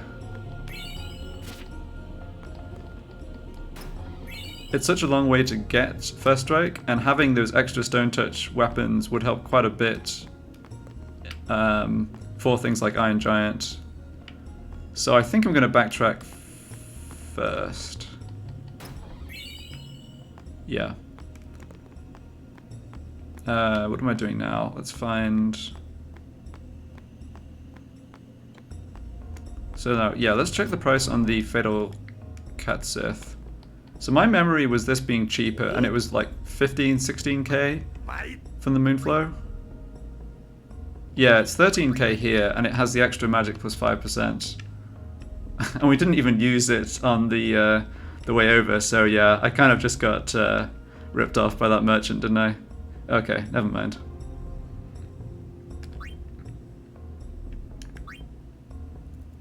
I don't know how the game decides that Oaka sells this for less than the Moonflow Merchant, despite it having the extra open slot with magic in, but whatever. So we want to buy some stuff here. We already have Blind Pass. We want Belladonna Wand. Yeah, that's a nice one to have, I think. It's not too expensive.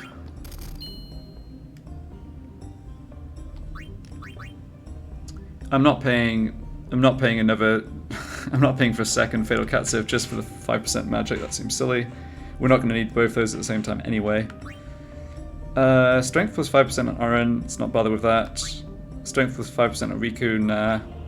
Okay, we have to choose. Yeah, that's right. I can never remember what's the best plan in terms of lightning wards. So here they're more expensive. Oh yeah, they're just straight up more expensive. Okay, well that's not so complicated. And I don't need anything from this shop. I love how Oaka is just literally inside the equipment store. Yeah, no worries, but yeah. We ended up with plenty of gills, so paying more was fine. But I love how Oaka is just literally standing inside the equipment store in Guadosalam when he could be in any other shop, and he's just like undercutting the prices right in front of the merchant. Like he's selling basically the same gear, and he's just selling it for over 1,000 less. Alright, we definitely don't need Yellow Shield. We're gonna pick up Lightning Proof on Titus. All this other stuff is a consideration though. Yellow Tarja on Riku is definitely good. We just don't have anything else. Yeah, I think Yellow Brace is worth buying too. We already have this for Kamari. Yes, I think this is better than HP plus 20% on Lulu, I think. She doesn't have... Oh, she does have S-West Null Shock, so yeah, we can... Yeah. I'm not planning to do the Thunder Plains right now, but I guess I can just get this shopping out of the way. We don't really need Lightning Ward on Waka or Yuna, I think. Yeah, I mean, Yuna's... maybe I do want it on... No, we'll have Titus in the front line. We'll have Titus, Riku, Aaron in the front line. Yeah, we don't need this other stuff. Okay. Let's go watch the cutscenes. Okay, well, thanks for coming by again. Sorry for the stressful run up the Moonflow. I was probably distracting you from your work more than you would have wanted, but yeah. Anyway, I appreciate you dropping by. See you later.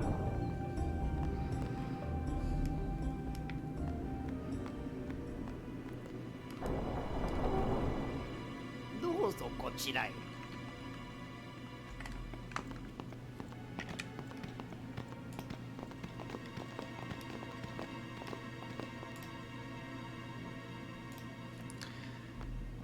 I think I'll just get through. Yeah, I'll just get through the cutscenes and then save. Probably not do more actual playing.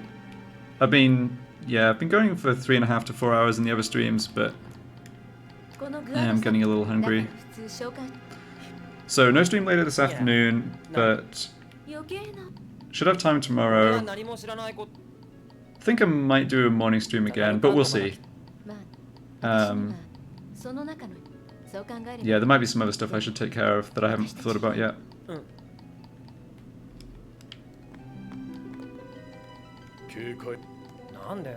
Alright, I'm gonna risk the cutscene skip here, since there is quite a lot of waiting around.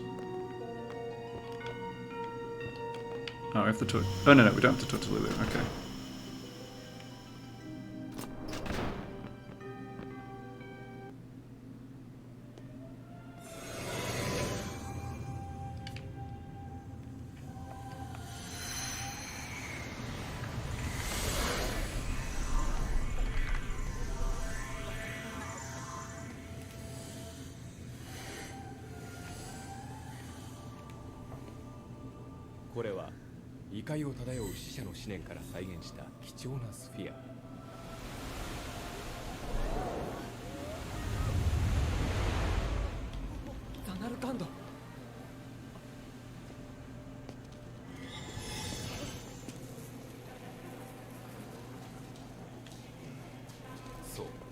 ザナルカンド、およそ1000年前の姿です。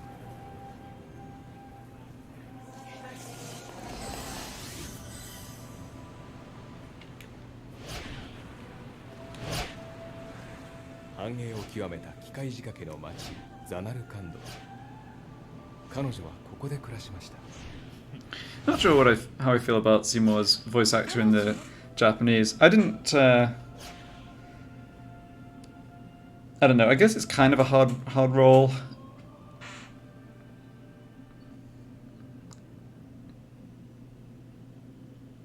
Like to strike a balance between kind of creepy and sinister, but also kind of noble, well-spoken. Like the tone, yeah. I feel like the tone is a little funny in places with Seymour's lines in the English. そしてあなたはその名を受け継いでいる。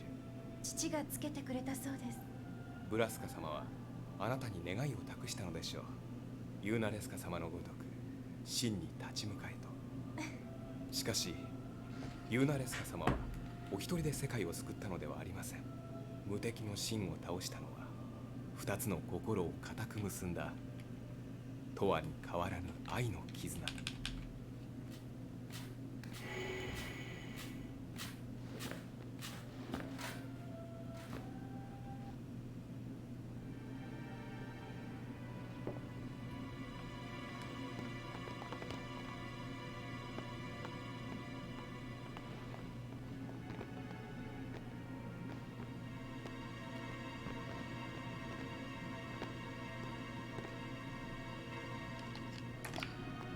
Alright, that saved a little time. Where are we going?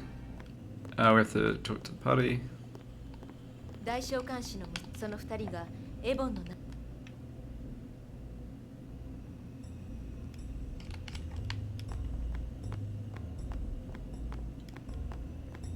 not this way.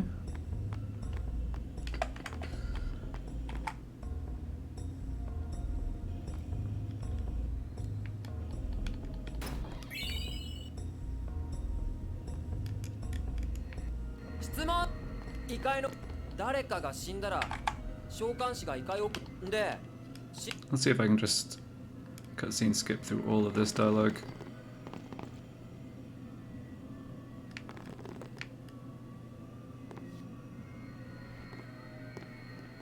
There's no well, I guess there was that sort of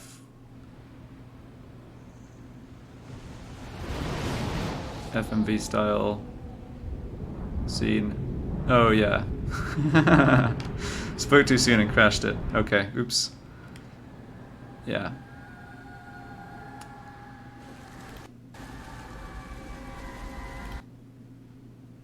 Yeah, so it seems to be when the game goes into like the mix of the normal and the more movie style cutscenes, when the cutscenes skip it, can have problems.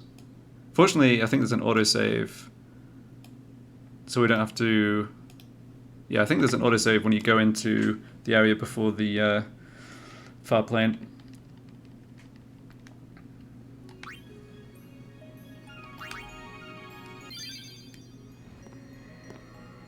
Alright, yeah, this is... Oh, we barely lost any time at all. Okay.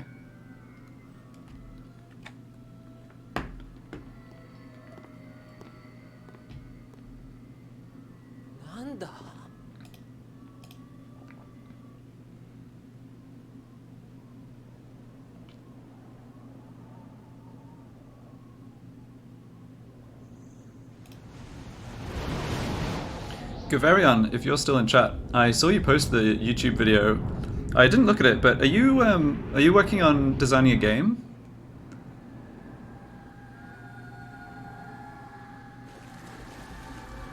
Or modding a game or something like that?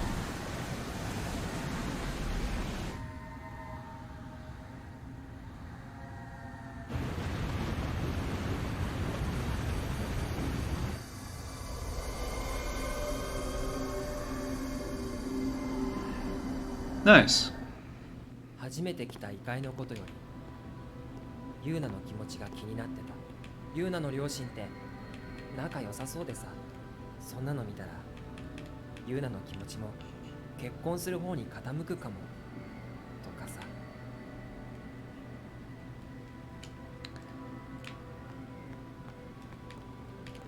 Oh, we have to talk to...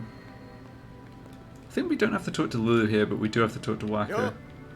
すぐお前 What are you, すまん what are you using to design it? ブリッツボールも引退お前にそいつと一緒お前もどこでも発揮なあさっきいいよね Oh, damn, that sounds interesting. Okay. ねえどう？決めたよ。そ I must それは admit, よかった。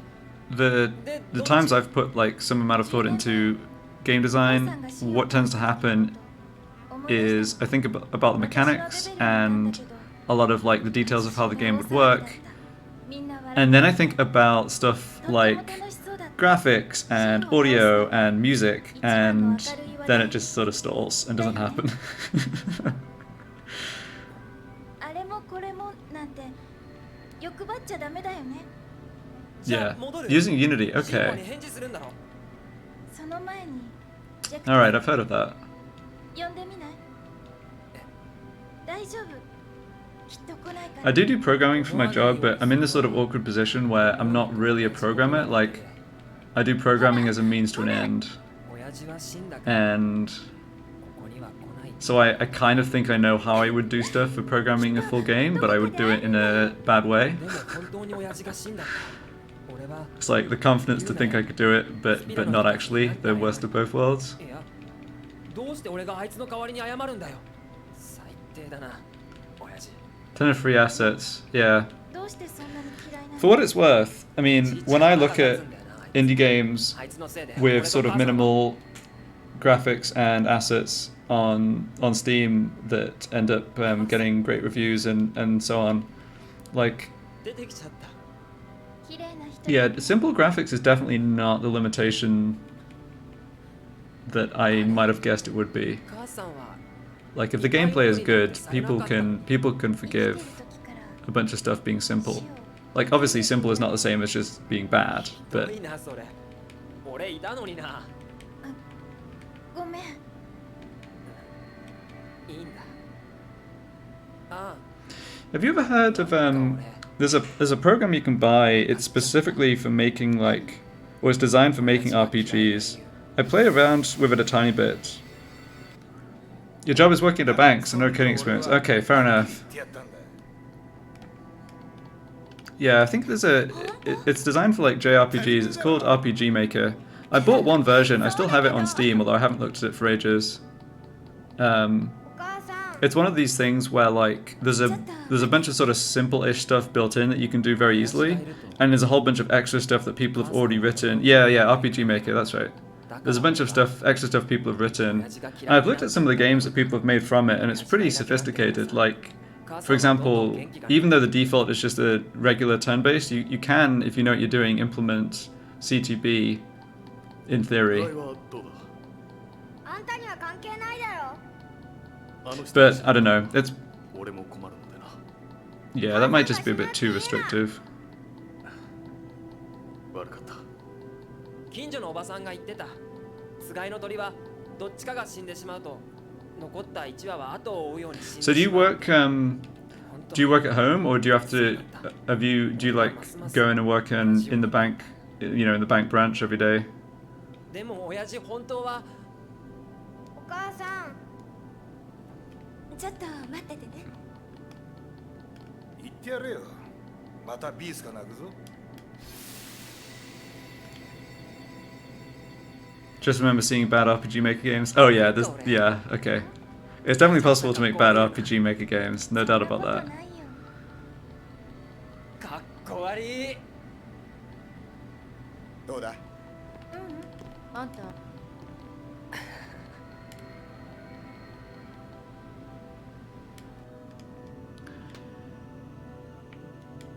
Alright, we just got an autosave. I'm gonna risk the cutscene skipper again.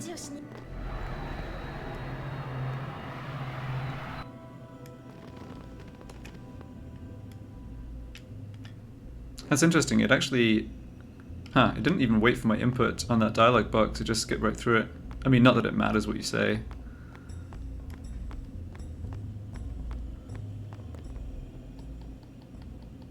私シーモア様に会ってきますね。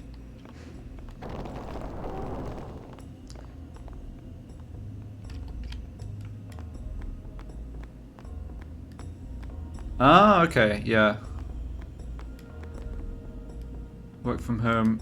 Working from home is definitely nice. I'm kind of doing a mix. Over the summer, I'm more or less able to be at home, work remotely, and I have a couple of weeks now where I don't really have to do any work at all because my supervisor was away and everyone's just sort of on summer vacation.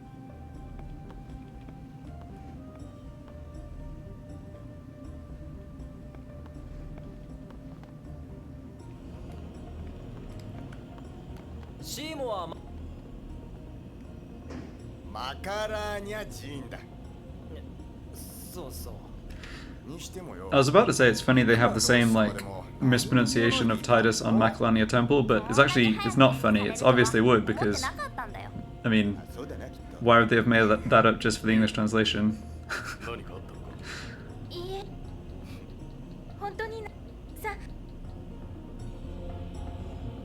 Alright, so we can get to the Thunder Plains now. I think we do have to go and view the opening scene with the little lightning doors tutorial and then I can backtrack. But I think I am going to backtrack. I'm not going to... Yeah, let's do one lot of backtracking now, even though it does involve the Moonflow again. Let's just do that, get the extra stone touch from the basilisks, then call it good, and then we'll just go... Well, we'll definitely come back to the Thunder Plains. Whether I do all the farming... Yeah, whether I do Cactor and Iron Giant farming, or I do that for a bit and then go get Sonic Steel and fight Spheromorph, I don't know yet. But yeah, we'll figure that out next time.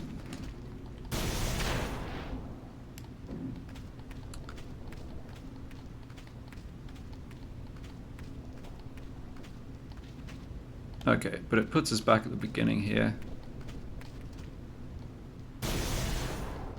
Right? Yeah. I'm definitely going to be... Yeah, I'm definitely a bit more comfortable with those Thunder Plains encounters if I have, say... I think Stone Touch on Riku would be really nice. It's just useful with her agility for taking out stuff like the dragon enemies. Alright, well, I think that's going to do it for this stream. So next time I will do that backtracking and basilisk farming and then push on with the game. But yeah, that was a good session, some interesting fights on the Moonflow. And beat Extractor first time. So that was all good. I think I'm leaning towards streaming about the same time tomorrow, so starting 9 AM Eastern.